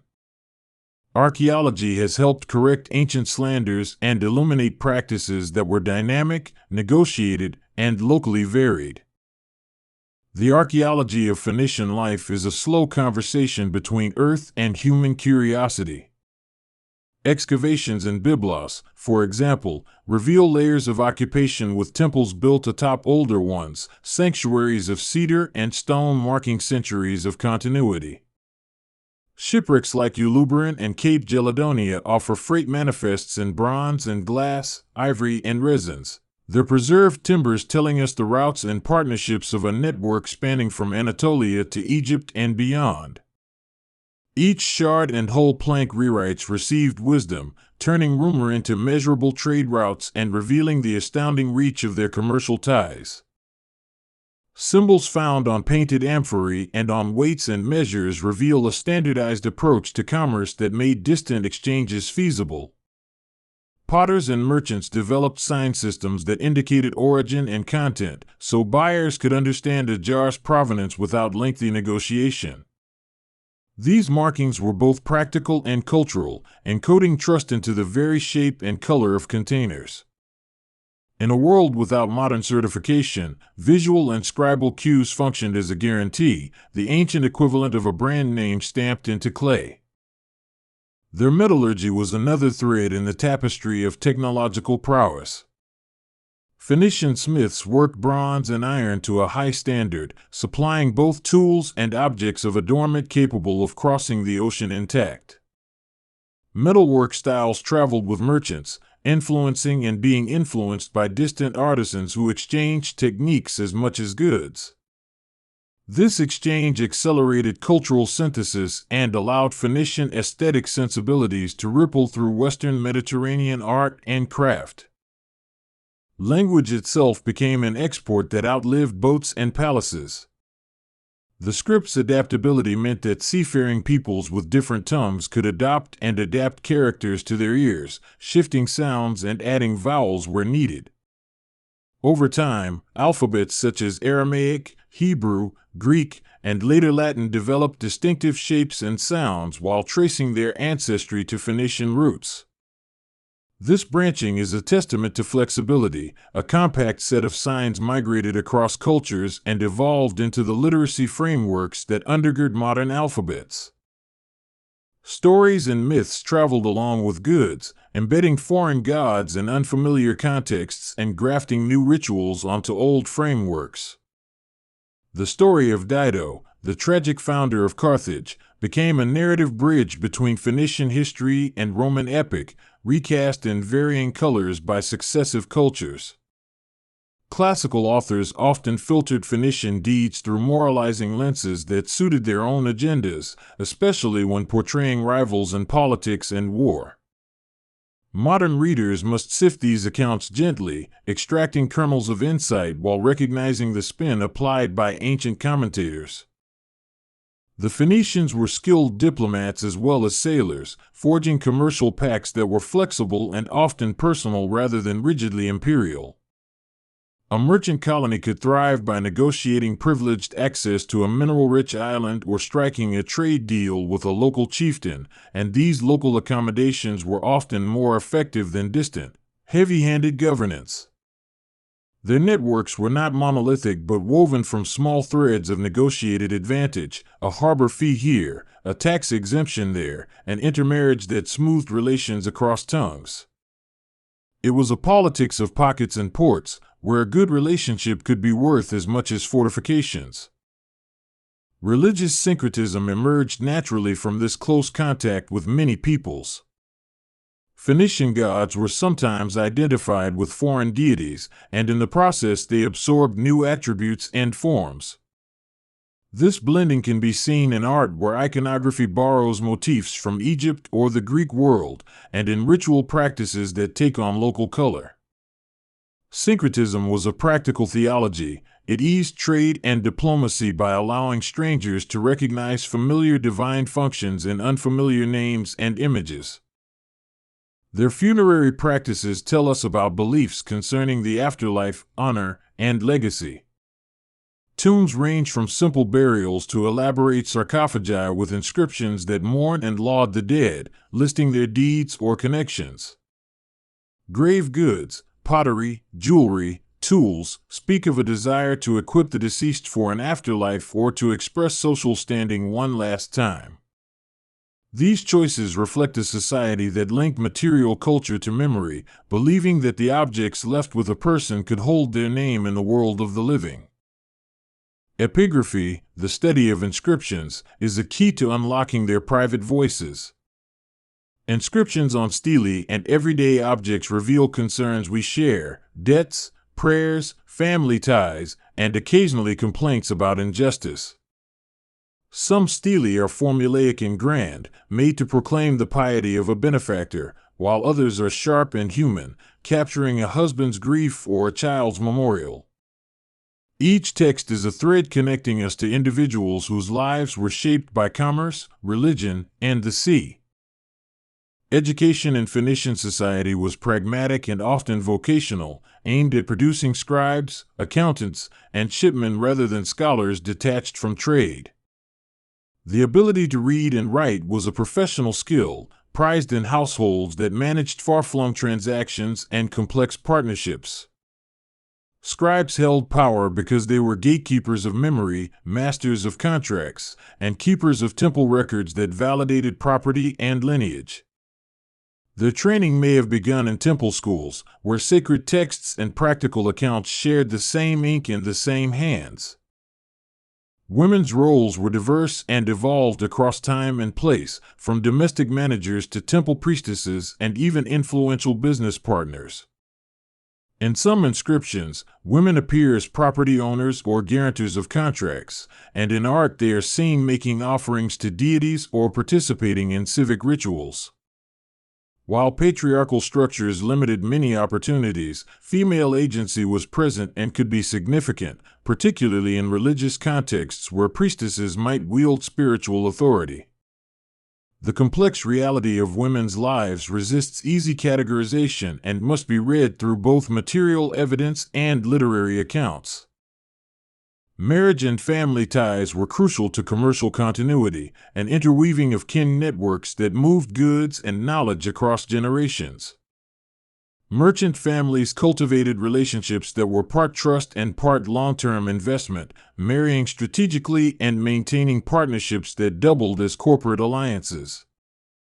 In this sense, a wedding could be like the signing of a business contract, tying households together into extended networks of obligation and mutual support. These family systems helped maintain continuity in the face of political change, preserving trade knowledge across crises and conquests. Their laws, insofar as we can reconstruct them, seem to have been oriented around commerce and property, aiming to stabilize exchanges across long distances. Contracts carved in stone or recorded on pottery sherds formalized obligations and set penalties for theft, fraud, or failure to deliver.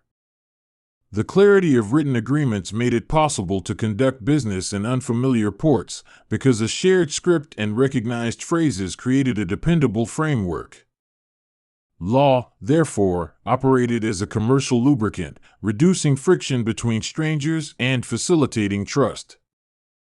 Phoenician art is often subtle rather than monumental, preferring refined metalwork, delicate ivories, and painted ceramics that travel well and sell easily.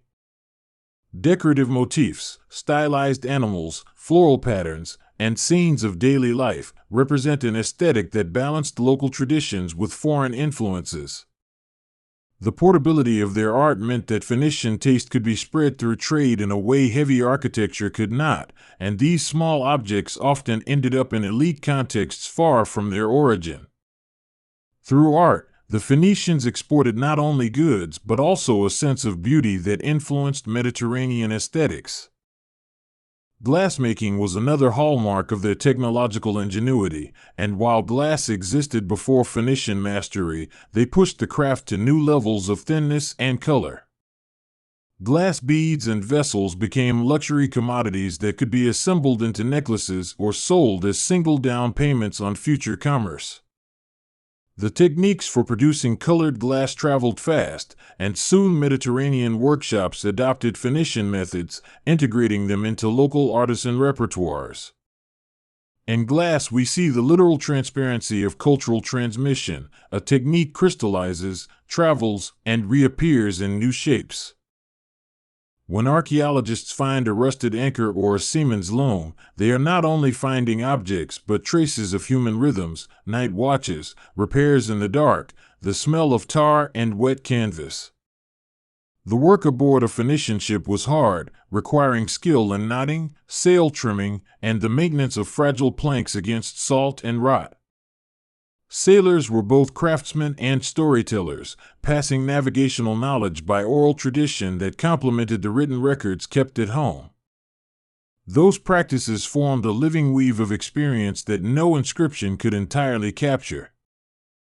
The sea itself acted as a teacher and a threat, a character in the Phoenician narrative that demanded respect and cleverness. Hurricanes were not concepts but lived terrors, as were hidden rocks and treacherous currents that could shred a hull faster than any enemy.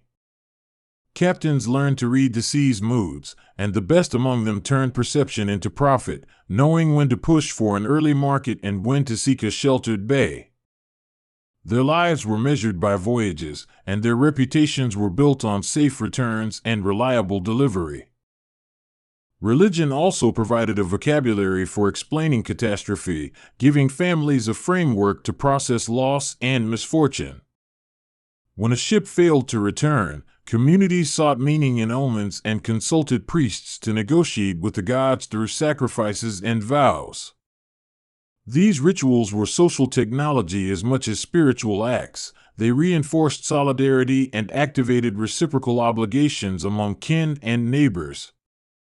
In facing the sea's risks, religion became a practical mechanism for mutual aid and memory preservation. The concept of secrecy among the Phoenicians is partly literal and partly metaphorical, because some knowledge was guarded for profit while other knowledge simply evaporated with time. Trade secrets, routes, dye recipes, or alloy compositions could be closely held within families or guilds, passed from master to apprentice under oath. These guarded practices gave certain families leverage in markets and allowed them to maintain monopolies over prized goods. Yet, over generations, these secrets often leaked, adapted, and combined with other traditions, creating new hybrid forms of expertise. The figure of the Phoenician scribe contains a paradox, both a keeper of tradition and a transmitter of innovation. Scribes recorded inventories and contracts, but also adapted scripts to new languages and new needs, nudging the alphabet toward flexibility. They were pragmatic technicians of memory who saw the utility of a concise record and the power in making writing portable.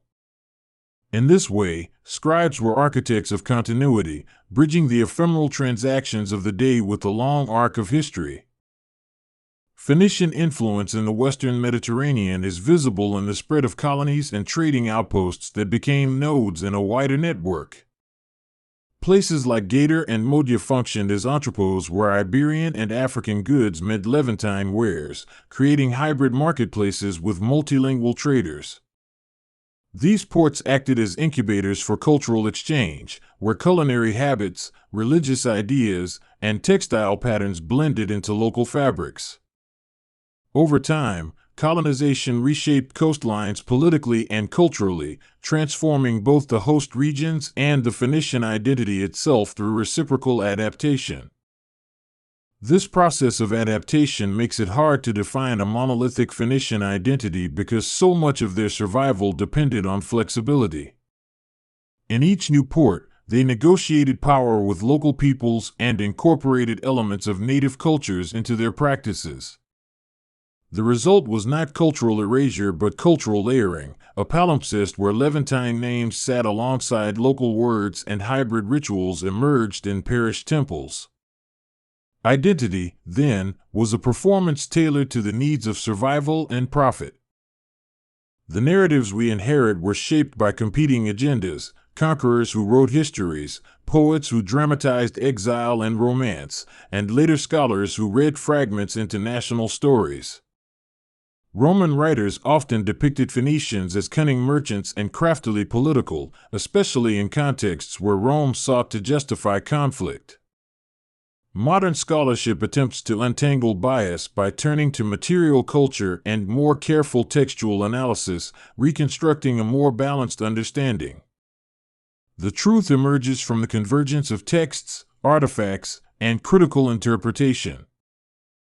The sea routes themselves were not chaotic roads but well-known lines of travel, marked by seasonal rhythms and recurring stops. Captains knew when the winds favored one passage and when to skirt another, and their timetables were as crucial as any contracts signed in the temple. These maritime calendars synchronized trade across the Mediterranean, aligning harvests, festivals, and market openings in a complex dance. In doing so, the Phoenicians created a temporal framework that made exchange predictable and profitable. Phoenician communities also cultivated hospitality in a commercial sense, offering safe harbor, repair services, and trustworthy intermediaries for strangers. Harbors became service economies, providing not only berth and provisions but skilled divers and craftsmen who could repair a hull or replaster a cargo hold. This network of services made long-distance trade possible in a way that isolated outposts could not. Hospitality, in this sense, was infrastructure, as essential to the economy as storage yards and seagoing vessels. Religion and commerce occasionally converged in dramatic ritual economies where sacrifices accompanied the launching of ships and where dedications recorded successful crossings. Temples collected wealth and redistributed prestige, organizing festivals that combined piety with commerce. The festivals were also opportunities for merchants to negotiate, for sailors to brag, and for families to cement alliances. In that vibrant overlap, the sacred and the mundane reinforced each other into a cultural engine. The Phoenicians did not leave a flourishing set of philosophical treatises or a towering historiography. What they left are practical legacies that ripple through subsequent civilizations. Their alphabet enabled the writing that would become philosophy, law, and science in the classical world. Their trade systems scaffolded economic models for port-based commerce and taxation in later empires. Their crafts and techniques were absorbed and transformed into new industries that outlived the original communities. Modern archaeology continues to rewrite their story as new techniques and discoveries emerge. Isotopic analysis can now trace the origin of timber and semi-precious stones, while scanning and remote sensing reveal submerged harbors and ancient seabeds. Each new find complicates our narrative, showing more nuance in trade relations and more regional variation than earlier historians anticipated. In this ongoing research, the Phoenicians remain a living subject for inquiry, not a static artifact for nostalgia. The image of Phoenician merchants as mere profiteers misses the depth of their cultural production and social organization. Their cities were centers of learning and craft as much as commerce, and their maritime networks created channels for human exchange that had profound consequences for the Mediterranean world. They laid foundations, literally with cedar and metaphorically with letters, upon which later civilizations built. To reduce them to stereotypes is to overlook the complexity of their institutions and the subtlety of their influence. Stories of sailors lost at sea and captains who cheated the gods resonate in epigraphic fragments that humanize ancient life. A dedicatory inscription might read like a snapshot of gratitude toward a god who saved a life in a storm, or a complaint scratched when a market turned sour. These brief texts feel intimate, offering us a voice from the past that is neither grand nor glorified but full of the messy textures of ordinary life. Moments like these remind us that history is more than grand narratives, it is lived experience recorded in gestures both material and textual. Linguistic analysis reveals how the Phoenician consonantal script fit the phonetic needs of Semitic languages and how adaptations were made for European tongues that required vowels. The economy of signs made writing fast and efficient for commercial use, but readers learned to supply vowel sounds from context. When the Greeks adapted the alphabet, they added characters for vowel sounds, a crucial innovation that allowed for a wider representation of speech in writing and paved the way for phonetic exactness in lyric and epic poetry. This technical shift changed the expressive possibilities of writing and the kinds of literature a culture could produce. Trade with the Atlantic fringes brought the Phoenicians into contact with tin sources in Britain and with gold in West Africa, stretching their routes far beyond the Mediterranean proper. These expeditions show a remarkable willingness to survey unknown waters and negotiate with distant peoples, persistently expanding the map of the known world. The flow of tin, in particular, was vital for bronze production in many regions and thus had strategic importance beyond simple profit. In these long-distance ventures we see strategic planning, logistical support, and the ability to sustain complex supply chains across an ancient world. The legacy of Phoenician religion also survives in surprising ways, remade and rebranded in new locales. Many deities took on local attributes and were worshipped under different names, yet certain motifs, storm gods, fertility goddesses, guardians of the city, persisted. Archaeologists find votive statuettes in new contexts that echo familiar iconography, a visual language that traveled with migrants and merchants. These continuities show how deeply entwined religious practice and economic life were, each reinforcing the other in patterns of meaning and exchange. Monumental ruins are few because Phoenicians invested less in megalithic display and more in durable craft and mobile wealth. Their urban centers were bustling and permanent in function, but not always described in monumental stone the way great empires chose to commemorate themselves. Instead, private wealth often manifested in exquisite personal items, in strong networks, and in cultural influence transmitted through trade. The result is a diffuse legacy that requires piecing together from fragments rather than reading in grand palaces.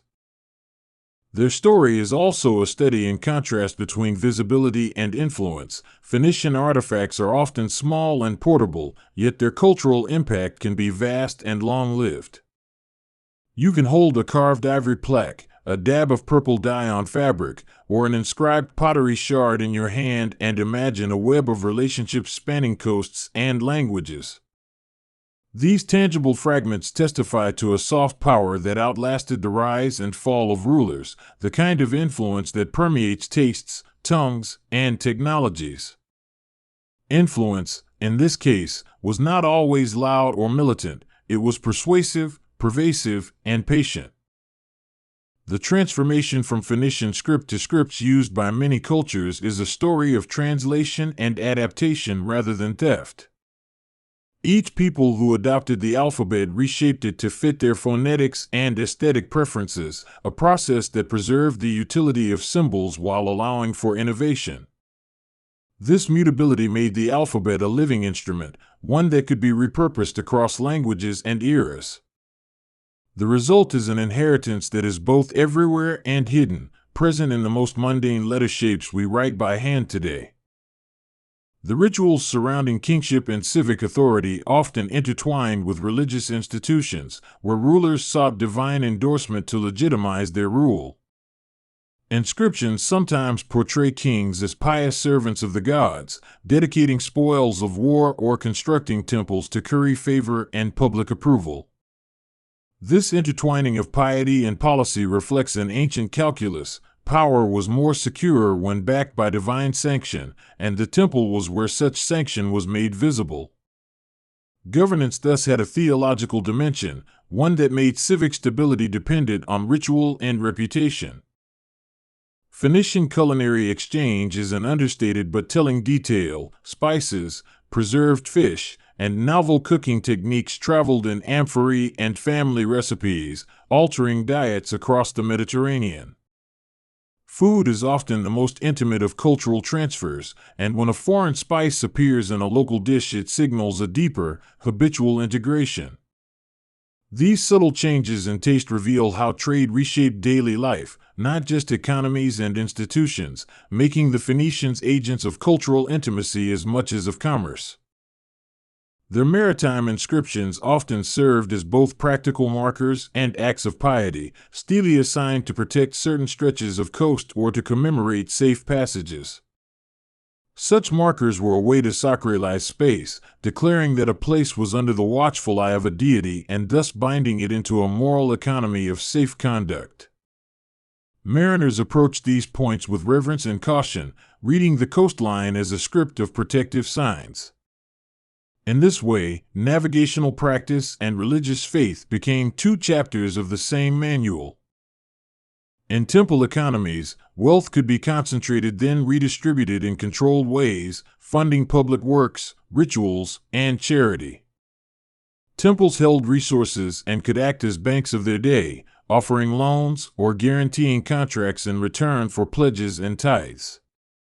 This fiscal role gave religious institutions significant influence over social life, enabling them to sponsor festivals that reinforced civic cohesion and to support artisans whose work fed both piety and trade.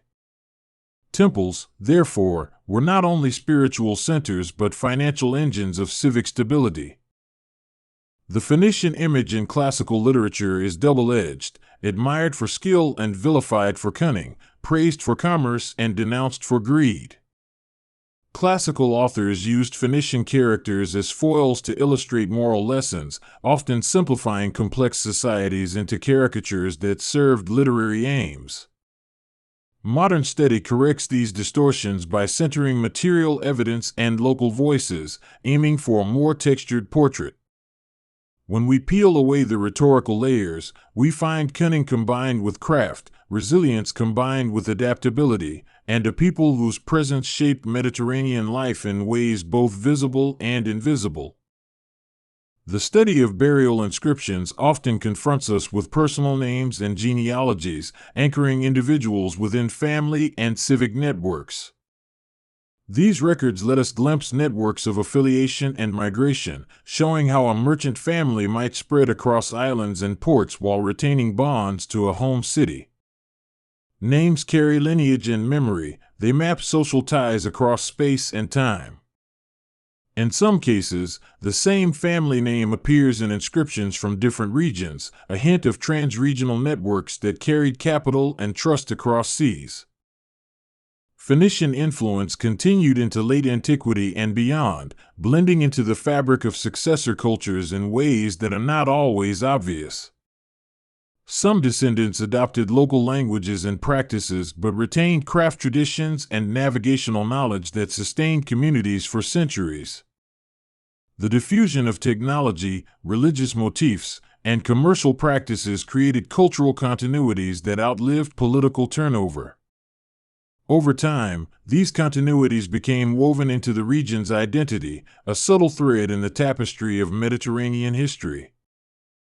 Sometimes, the most revealing artifacts are the small, everyday objects, weights, seal impressions, and personal amulets that testified to commercial precision and private devotion.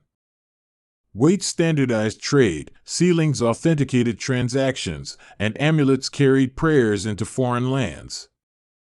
Together they formed the quotidian infrastructure of an economy that depended on trust and verification. These items show that large-scale trade rested on minute, careful actions repeated across countless hands. The story of Phoenicia is therefore a story about connections between gods and merchants, letters and ledgers, ships and skies. It is a history that asks us to see the sea not as a barrier but as a medium for exchange, where meaning traveled as readily as cargo. To study them is to trace the slow, quiet work of cultural transmission, the way practices migrate and mutate until they become the background of new societies. Their lasting gift was a set of practical tools, letters, ships, and networks that turned geography into opportunity. In the end, the Phoenicians teach us that mastery is often subtle, composed not of grand monuments but of systems that make life and exchange possible. They mastered the sea by learning its moods and by crafting institutions that stabilized risk. They mastered writing by making it functional and portable.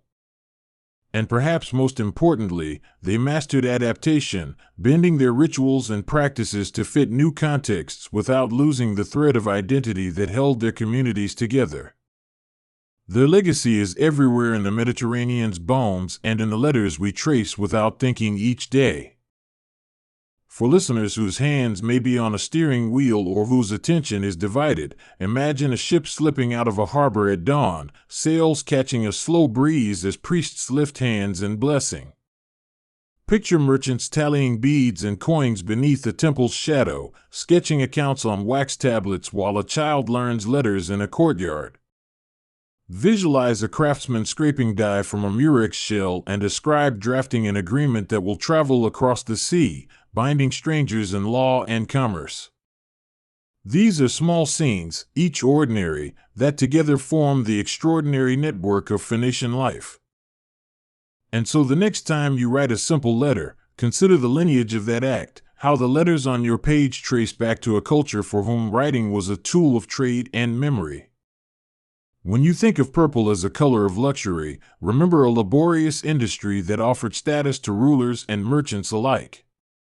When you imagine the Mediterranean as a modern tourist route, recall that it was once an ancient highway of exchange, where Phoenician ships stitched continents together with ropes and rules.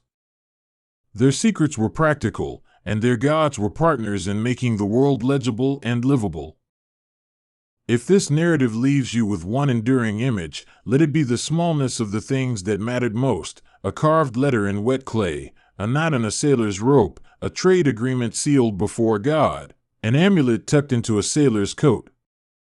These were the humble engines of an expansive civilization, where the mastery of daily practices made possible the movement of cultures and ideas. The Phoenicians left no single monument to define them, but they left a legacy woven through alphabets, coastlines, and crafts that continue to shape our world. Their story endures in the quiet marks they made on the world and on the very letters that carry our speech today. They called themselves by many names and were remembered by few: traders in 1,000 ports, tanners of the sea's hides, and masters of a horizon that never ended. Born along a fringe of fertile land and stony cliffs, their cities rose where surf met commerce, where waves left salt and opportunity on the shore. Each harbor was a small world that opened like a map. Every quay was a sentence in a language written by ropes, sails, and the clink of foreign coins. To listen to the story of the Phoenicians is to listen to the wind itself, because their life was braided with gusts and currents, and their fate was tied to the tides of history. The people we call Phoenicians were not a single empire, but a constellation of city-states, each bright and distinct, sharing language, craft, and sea-born habit.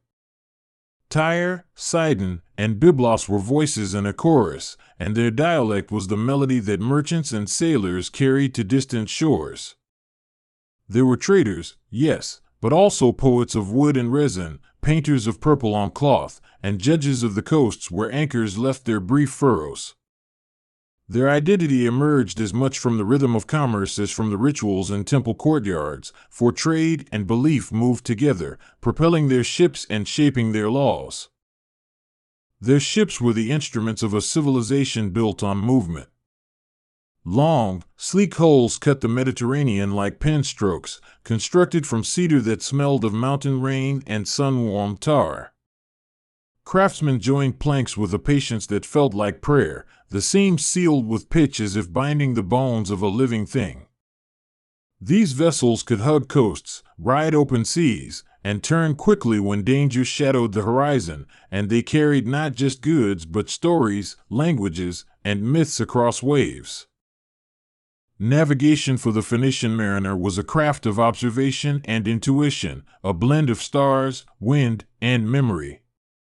They read the calm of the sea as if it spoke. The color of clouds and the flight of birds were letters in a book of direction. Coastal landmarks engraved themselves into the sailor's mind, the jet of a headland, a stand of scraggly trees, the smell of river mouths mixing with salt. For those less skilled, charts could be crude sketches, but the best navigators possessed an internal map that held currents and safe coves like family names. Trade routes became lifelines, veins that pulsed with silver, ivory, and metals from distant mines. The Phoenicians were conduits for tin from the far west and gold from African coasts, fragrant resins from inland valleys, and lapis lazuli that had traveled the long caravan routes. They transformed raw materials into luxury, turning purple dye into a symbol and an industry, and sending cloth dyed in that deep, marine hue to monarchs who paid in bulk and respect. These transactions were not simple exchanges of objects, they were transfers of influence, and with every ship that left a Phoenician quay, a network grew more intricate. The purple dye, made from the secretions of tiny sea snails, became their most colorful legacy and a potent metaphor for their influence. The process was laborious and guarded, taking thousands of gastropods to color a single robe, and the hue became synonymous with prestige and power. Rulers wore it as a statement, priests flaunted it in sanctuaries, and the dye's scarcity gave the Phoenicians leverage beyond mere coin. This purple was their signature on the canvas of ancient status, a visible proof that they controlled access to rare beauty. Their skill with alphabets was another quiet empire they built, more lasting than many stone walls. Out of older writing systems, the Phoenicians simplified symbols into a practical script designed for record-keeping and commerce. It was efficient, portable, and teachable, and its sons and daughters carried it across the sea like a small, indispensable tool. When Greeks adapted the script, and later Romans molded it into Latin forms, something Phoenician took root in the heart of languages that would shape the world for millennia. The city-state was the heartbeat of Phoenician life, a place where magistrates balanced trade interests with piety, and where craftsmen, sailors, and temple functionaries negotiated daily rhythms. Public life revolved around harbors that bustled with voices in many tongues, stalls with spices and amphorae standing like small hills, and workshops where bronze and glass turned raw material into objects of desire. Temples rose behind these worldly spaces, their courtyards a quieter sphere where votive offerings and ritual ensured the favor of gods who guarded safe passage and successful ventures. The city was neither wholly sacred nor wholly profane, it was a blend, as comfortable with commerce as with cult. Religion and ritual were practical as much as ceremonial, because the gods they honored were thought to control the seas, winds, and fates of ships. Melkart of Tyre, Baal of the Storm, and Astarte with her many faces were interwoven into the daily life of sailors and traders. Offerings, sometimes small models of ships, sometimes lavish gifts, were given in hopes of calm waters and favorable trading winds. The divine and the mundane overlapped at the quay. A captain might haggle for better prices in the morning and at dusk cast a libation to a sea god, believing that both negotiation and devotion shaped fortune. Their colonies were fingerprints scattered along the Mediterranean and beyond, each one a node in a wider network but with its own rhythm and personality. From the Atlantic edge to the coasts of North Africa, from the island dotting of the Aegean to the mouth of the Nile, Phoenician outposts served as commercial magnets and cultural translators. Carthage, the most famous of these colonies, grew into a city of formidable ambition and later a rival superpower whose fortunes would mirror and ultimately eclipse those of its coastal progenitors. But Carthage itself was Phoenician at heart. Its walls were built by people who had learned how to carry commerce like a shield and a sword. Carthage emerged from a colonial settlement into a political and military force, learning lessons from the sea and converting them into terrestrial strength. Its ports were deep, its navy powerful, and its leadership capable of wielding the skills of negotiation and warfare when necessary. The Punic identity that evolved their mixed Phoenician heritage with new sensibilities, forging a culture that could stand against Greek expansion and, later, Rome's inexorable march. When Carthage clashed with Rome, the resulting wars were not merely territorial disputes, they were contests between rival ways of organizing power, between mercantile navigators and a rising land-based imperial force. The fall of many Phoenician cities did not come all at once but as a slow, drawn-out erosion of autonomy and cultural centrality. Empires from the Assyrians to the Babylonians, and later Persians, exerted pressure, demanding tribute and extracting economic advantage. Sometimes Phoenician cities accommodated, paying taxes and keeping local governance intact in exchange for peace. Other times they resisted and were punished, their kings dethroned, their walls breached, and their independence curtailed. Each loss was a chipping away at the mosaic of city-states that once breathed with a shared vitality. Assyrian dominance reshaped the political map, forcing many Phoenician cities into uneasy vassalage, even as the Phoenicians continued to sail and trade. The imperial gaze was often more interested in revenue than direct administration, which allowed local elites to preserve customs and commercial practices. Yet the burden of tribute and the constant threat of military reprisal left marks. Naval power waned in places, economic networks reoriented, and the authority of older institutions eroded.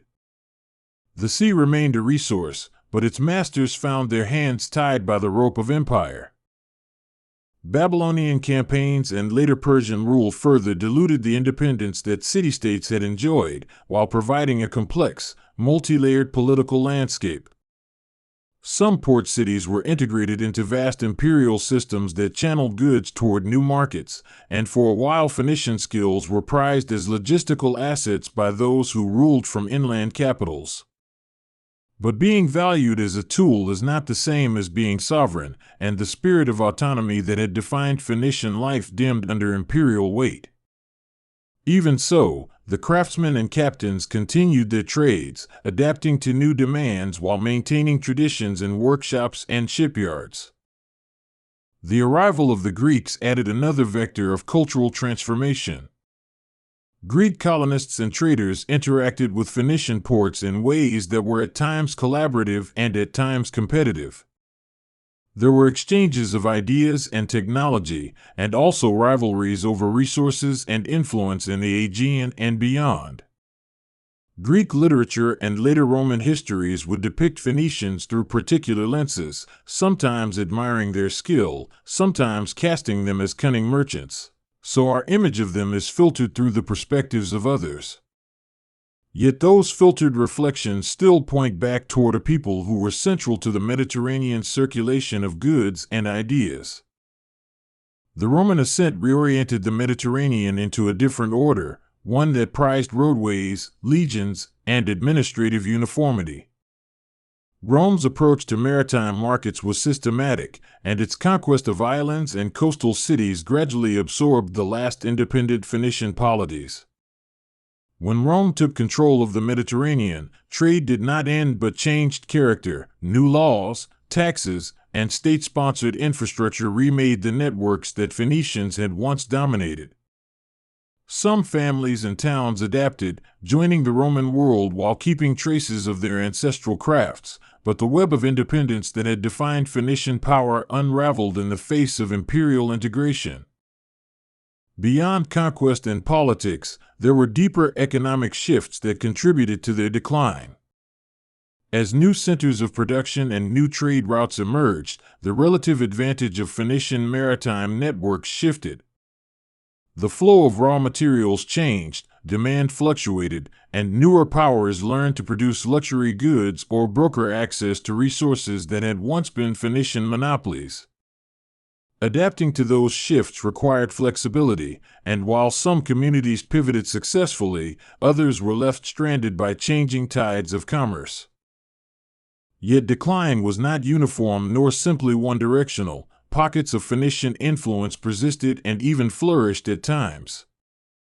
In some coastal towns, local elites continued to sponsor shipbuilding and maintain trading agreements with distant partners.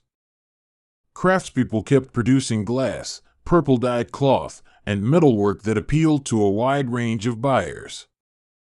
These continuities show that cultural memory and economic skill can outlast political independence and that the Phoenician imprint remained tangible in ports and markets long after their political power dimmed. Archaeology has been a patient storyteller of this lost world, revealing remnants of harbors, quays, and inscribed steles that speak in stones when the written records are sparse. Excavations have unearthed jars that held wine and oil, anchors corroded by salt and time, and the fragments of amphorae that once cradled the goods of a lively trade.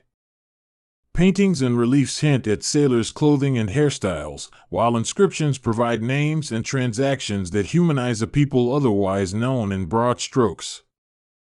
Each artifact is a syllable in a sentence that, stitched together, restores a fuller picture of how Phoenicians actually lived. Life in a Phoenician harbor was tactile and noisy. Gulls cried over stacked amphorae, the smell of tar and smoked fish mingled with merchants haggling, and hammers tapped in the shipyards like an unending metronome. Sailors repaired rigging and told stories of lands where the sun lay differently, merchants argued over weight and purity of metal, and women managed households, engaged in craft, and sometimes took part in trade networks.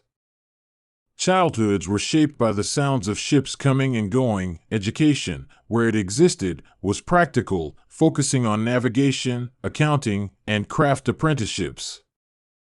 Social life extended into marketplaces and temples where negotiation and negotiations rituals created bonds and settled disputes. The Phoenicians were not only riverine traders but also skilled inland connectors who extended their reach through caravan relationships. Inland, they met with middlemen, shared ports of exchange with local chieftains, and learned to value routes that crossed deserts and mountains. Their colonies sometimes opened gateways into continents, bringing exotic goods like African ivory and British tin into the Mediterranean economy. They were the link between shore and hinterland, translating demand across ecological boundaries and making distant resources part of everyday Mediterranean life. Their relationship with the sea was intimate, but it was not always a romance. Storms could swallow ships, piracy lurked in shadowed coves, and rival states could blockade harbors to crush a city's economy. Those perils were accepted as part of a life that prized mobility, and a sailor's courage was measured by how calmly he faced the sea's violence. For every profitable voyage there were likely times of loss and mourning, and funeral practices sometimes reflected the dangerous reality of maritime life, commemorating captains and crews with offerings that acknowledged both human fragility and skill. Phoenician craftsmen were masters of small, intricate work, producing items that rewarded the eye and the touch as much as a coin. Glassmaking in Phoenician workshops ranged from utilitarian goods to delicate beads that became trade staples across continents. Metalworkers forged objects of bronze and iron with an eye for both utility and beauty. Jewelry was made to signal identity and status, and workshops that taught such crafts became keystones of urban economies. Their artisans were entrepreneurs who combined artistic sense with practical know-how, and their goods carried the reputation of quality that sustained trade networks. Their relationship with neighboring cultures was a complex dance of imitation, adaptation, and innovation. Phoenicians borrowed motifs, technologies, and even deities from Egyptians, Mesopotamians, and later Greeks, but they also exported their innovations, like the alphabet and particular shipbuilding techniques. Cultural exchange was not purely transactional. Art styles blended, culinary ingredients crossed seas, and religious ideas sometimes merged in syncretic forms.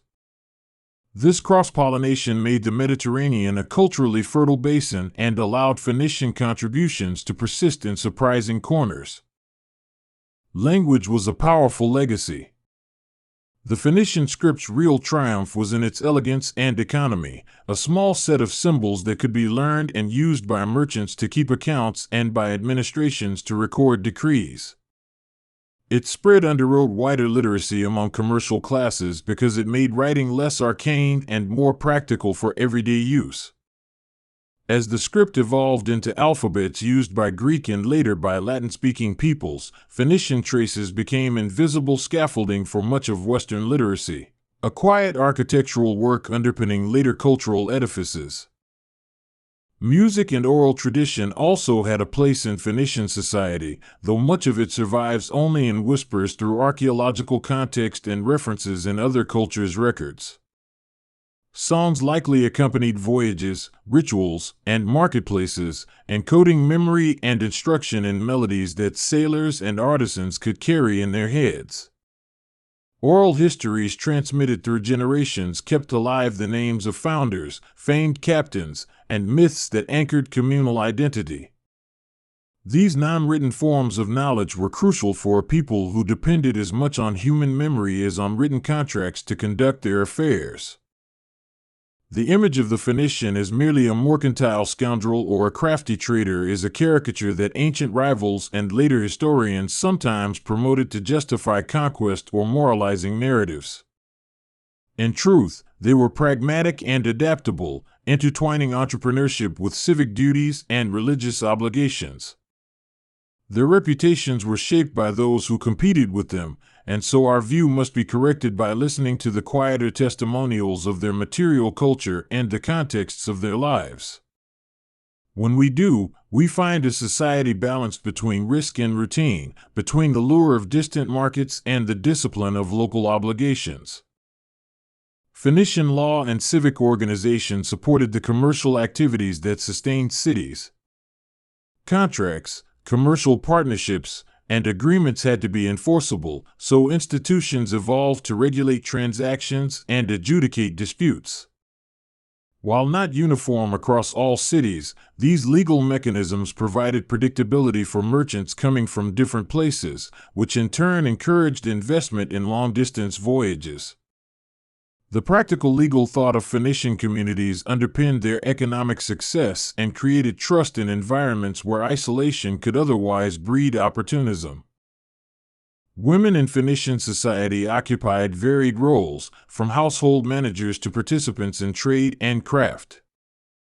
There is evidence that some women owned property, engaged in business, and served in religious capacities, contributing in substantive ways to the economic and spiritual life of their communities.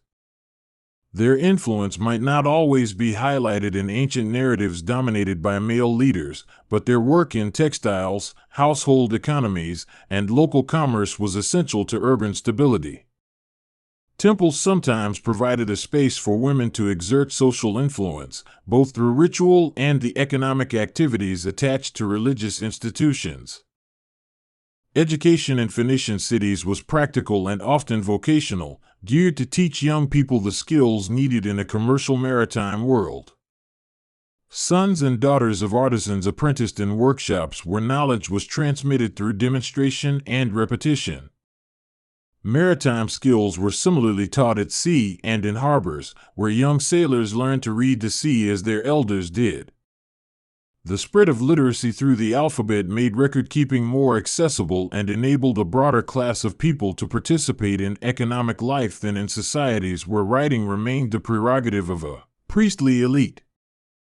The debate about Phoenician voyages beyond the Mediterranean, down the Atlantic coast, perhaps even to Britain or Africa's western shores, mixes evidence with romantic speculation. Ancient writers sometimes mention far-reaching voyages for tin and other metals, and archaeological finds hint at trade links that deepened over centuries.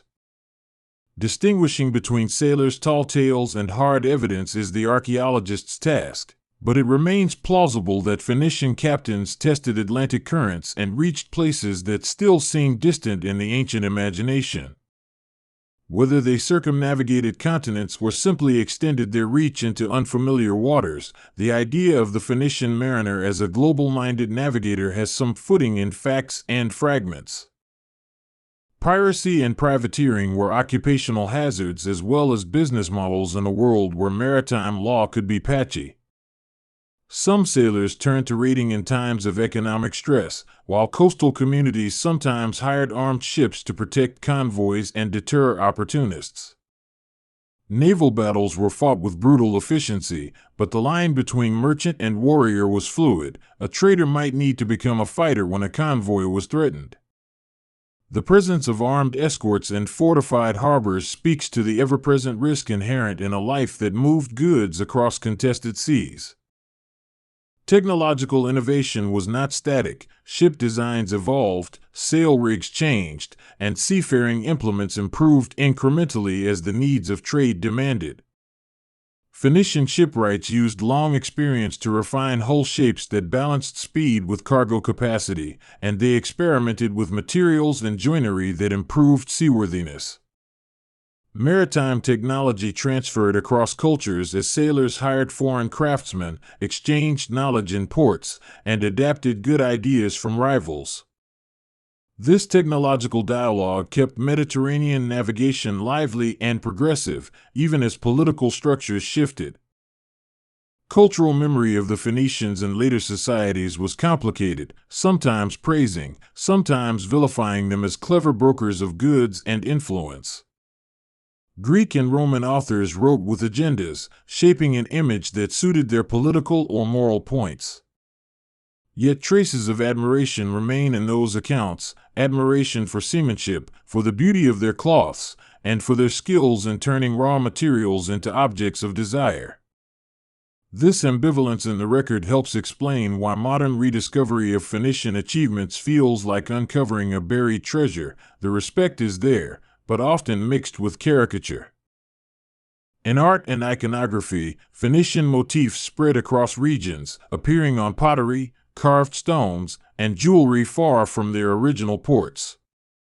Decorative styles evolved in conversation with neighbors, borrowing and adapting symbols of fertility, protection, and power. The spread of specific motifs, winged figures, animal forms, and certain religious emblems reflects both local agency and the cosmopolitan circulation that defined Phoenician influence. Each artistic exchange demonstrates that their impact was not merely economic but also aesthetic, shaping visual cultures across the Mediterranean. The sonorous echoes of their names survive in the geography of modern languages and in the place names that dot coasts and islands. Tyre, Sidon, Byblos, these names persist as anchors of memory even if the political entities that once bore them have changed beyond recognition. The imprint of sailors and merchants lives on in these linguistic relics, which act as signposts reminding us that the past is layered into the present in ways both obvious and subtle. Language becomes a vessel that carries their echo across centuries. Cultural assimilation blurred lines between Phoenician and later populations. DNA and material culture show a mingling of peoples who intermarried, traded, and coexisted. The Mediterranean was never a set of isolated islands, but a fluid sea of interaction, and human populations reflected that. Over time, as empires rose and fell, the distinctions between groups softened, creating hybrids in which Phoenician elements continued in often unexpected forms. This fusion complicates narratives of decline because continuity can be invisible when it is embedded in new identities. Economic records recovered from inscriptions give us glimpses of daily transactions, lists of shipments, accounts of deliveries, and taxes levied on goods. These dry documents, however, come to life as we imagine the people behind them, the clerks with grease-stained hands, the captains tallying cargo, the temple treasuries receiving part of a profitable voyage. Records show a world organized around measurement and exchange, where accounting was an art as much as a necessity, enabling trade to scale across diverse markets. The presence of such records is testimony to a civilization that valued order in commercial dealings as a foundation for long-distance success. Maritime religion developed particular rituals around the idea of crossing borders between land and sea, safety and danger, known and unknown. Sailors performed rites to ensure they would return, leaving offerings at altars dedicated to sea gods and making promises to deities in the precarious moments before departure. These rituals provided psychological comfort in a profession where control was limited and the sea's whims were often inscrutable. Through ritual, communities reinforced the bonds between families and sailors, and they ritualized the hope that a voyage would end with safe landfall. The economic logic of Phoenician expansion was rooted in specialization and interdependence. Some cities specialized in glass, others in timber, others in ceramics, and they traded these specialties widely. This division of labor made each port partly dependent on networks whose maintenance required diplomacy, naval protection, and an ability to adapt to shifting supply lines. Such a system rewarded nimbleness and punished stagnation, meaning that economic resilience was a key to survival. Where adaptation occurred, prosperity could continue in new forms. Where it failed, decline accelerated. Cultural resilience is evident in the persistence of Phoenician crafts into later periods, even when political independence ended. Glass-blowing techniques, metalwork patterns, and dyeing practices passed from master to apprentice in neighborhoods that kept traditions alive amid changing rulers. Through such continuity, the essence of Phoenician craft and taste influenced regional industries long after their political sovereignty waned. It is a reminder that cultural legacies can persist in practice and technique even when the names of cities are erased from maps. Phoenician funerary practices varied but often reflected beliefs in an afterlife where one's social identity continued in some form. Grave goods, pottery, jewelry, tools were placed with the dead in hopes they would be useful beyond the visible world. The presence of ship models in tombs sometimes suggested a belief that the deceased would need to travel or that their identity was bound to seafaring life. Funerary inscriptions and burial layouts provide archaeologists with clues about social hierarchy, family ties, and the emotional cadences of grief in these coastal communities. Their legal innovations sometimes had international implications in an era when credit and trust mattered for long voyages. Contracts sometimes included clauses for shared risk, provisions for lost cargo, and the division of goods among investors, foreshadowing later commercial practices. These arrangements reduced the peril of single investors and allowed fleets of ships to venture farther from home ports, distributing both profit and loss. The need for such instruments demonstrates a sophisticated grasp of risk management and a pragmatic approach to commerce that anticipated future economic forms. Foodways connected Phoenicians to the lands they touched, creating cuisine that mixed local produce with exotic imports. Olive oil, wine, fish, and grains formed staples, while spices and preserved goods added variety brought back from long voyages. Culinary habits reflected social standing, with luxury imports served at elite tables and simpler fare sustaining everyday laborers. Markets stocked an array of goods that altered diets, and cookery became another domain where cultural boundaries blurred and new tastes formed through exchange.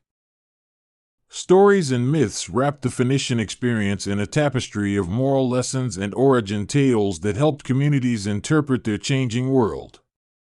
Legends of sea monsters and storm gods, of founders who struck bargains with deities, and of miraculous voyages informed both young and old.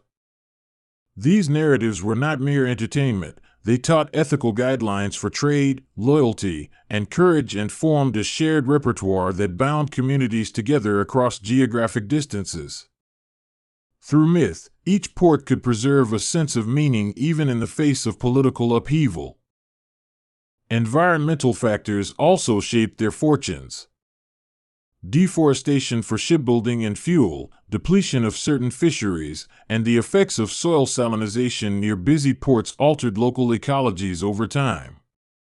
The very practices that allowed cities to prosper, cutting timber for ships, intensifying agriculture to feed growing populations, could create long-term vulnerabilities. These ecological pressures interacted with economic and political factors to influence the sustainability of particular cities, reminding us that human success depends on the health of the landscapes that sustain it. Material culture reveals daily aesthetics, the curve of a handle, the hue of a glaze, the preferred proportions in pottery. Such choices tell us about taste and value systems, about what buyers favored and what craftsmen found beautiful. Decorative motifs could signal belonging to a particular city or network, and styles that spread across the sea suggested shared tastes and the traveling hands of artisans. Through objects, we glimpse intimate aspects of life, what homes looked like, how people dressed, and what they prized enough to display. The archaeology of shipwrecks is a particularly vivid chapter in their story, offering time capsules where cargoes froze in mid-journey. From amphorae that told of wine shipments to ingots hinting at metallurgical trades, wrecks provide direct evidence of routes and commodities. The location of some shipwrecks reveals risky passages and seasonal patterns, while their contents sometimes surprise us with unexpected connections between regions. Each sunken vessel is a microhistory, a sudden stop in an otherwise fluid narrative, and a reminder of how perilous maritime commerce could be. Trade fairs and market days created rhythms that structured urban life, when crews returned with fresh goods and prices adjusted to supply. Markets were also social theaters, where news arrived from afar and gossip mixed with accounts of lost cargoes or favorable winds. Merchants used these occasions to renegotiate contracts, seek new partners, and display wares that could catalyze longer partnerships. Market life made economics social and public, embedding exchange in a web of human relationships that sustained trust across distance. Language contact zones in Phoenician ports were laboratories for communication and innovation. Sailors and merchants needed to converse with people of many tongues, so pidgins and multilingual practices emerged to facilitate commerce. These linguistic mixes were pragmatic tools, not proof of cultural dilution, and they show how pragmatism often trumped purity when economic life demanded flexibility. Through language, Phoenicians both influenced and were influenced, leaving traces in the lexicons of other peoples and absorbing foreign words into their own speech. Their legal practice often extended across borders because trade required enforceable commitments, and extraterritorial agreements sometimes created semi-autonomous zones in foreign harbors. Local authorities negotiated treatment of merchants, defying duties, and sometimes allowed Phoenician communities to self-regulate in return for taxes or loyalty. These arrangements created a patchwork of legal realities that facilitated long-distance exchange, showing how custom and adaptation could substitute for centralized imperial laws. Religious syncretism was common in port cities where deities met and merged. A foreign god might be identified with a local one, rituals blended, and festivals adopted with new meanings. Such syncretism eased interactions across cultural divides and provided a shared language of piety that merchants and sailors could invoke in times of crisis. Through this fusion, religion became another medium of exchange, smoothing the frictions and forging common ground in the cosmopolitan spaces of trade. Phoenician pottery styles are distinct yet mutable, combining local forms with those inspired by contact with other cultures. Amphorae designed for transport became standardized shapes that archaeologists use to track trade, and fine wares highlight the interplay of aesthetics and function. The decoration on pottery often tells stories of myth or everyday life, offering visual windows into values and priorities that other records may not convey. In these pieces we find the ordinary textures of life, meals eaten in haste, rituals observed with care, and the passing of objects from hand to hand. Their monetary systems evolved as commerce grew more complex, with weights and measures becoming essential for long-distance trade. The use of coinage spread and adapted, and Phoenician ports sometimes minted coins that facilitated local and regional trade. These monetary instruments underwrote markets and helped create price stability, making it easier for merchants to calculate profits and for rulers to collect taxes. Through coinage, economic life became more quantifiable, and the ledgering of trade moved from memory to a record that could be audited. Migration and movement were constants in Phoenician history. Peoples moved to chase opportunity, flee conflict, or expand influence. This mobility created diasporic communities that maintained ties with their cities of origin while adapting to new environments. Such diasporas were conduits for ideas and goods, forming informal networks that extended Phoenician reach without direct political control. The lives of these migrants remind us that a civilization's power often lies in the mobility of its people as much as in its armies or walls. The eventual assimilation of many Phoenician communities into larger empires does not erase their contribution to world history, for threads of their innovations remain woven into later developments. The alphabet, maritime techniques, commercial practices, and artistic motifs all flowed into the currents that formed Greek and Roman civilizations, and threw them into modern Western culture. To recognize this continuity is not to romanticize the past, but to acknowledge a lineage of practical intelligence that shaped how people later communicated, navigated, and traded. Memory and myth about Phoenicians have been shaped by later writers who used them as foils for moral lessons, yet the material remains tell a different story of adaptability, skill, and a civilization built on motion. Their fall was not sudden but a complex interplay of military defeat, economic realignment, and cultural assimilation, all of which left traces rather than erasing presence. Echoes of Phoenician life continue to surface in the ruins of harbors and shards of pottery, and in the alphabet we still use, reminding us that mastery of the sea can cast a long shadow across time. The Phoenicians never really disappeared. Their mark is still around us every day. Subscribe and tell us in the comments if you feel their legacy more in what we build or in the words we still write.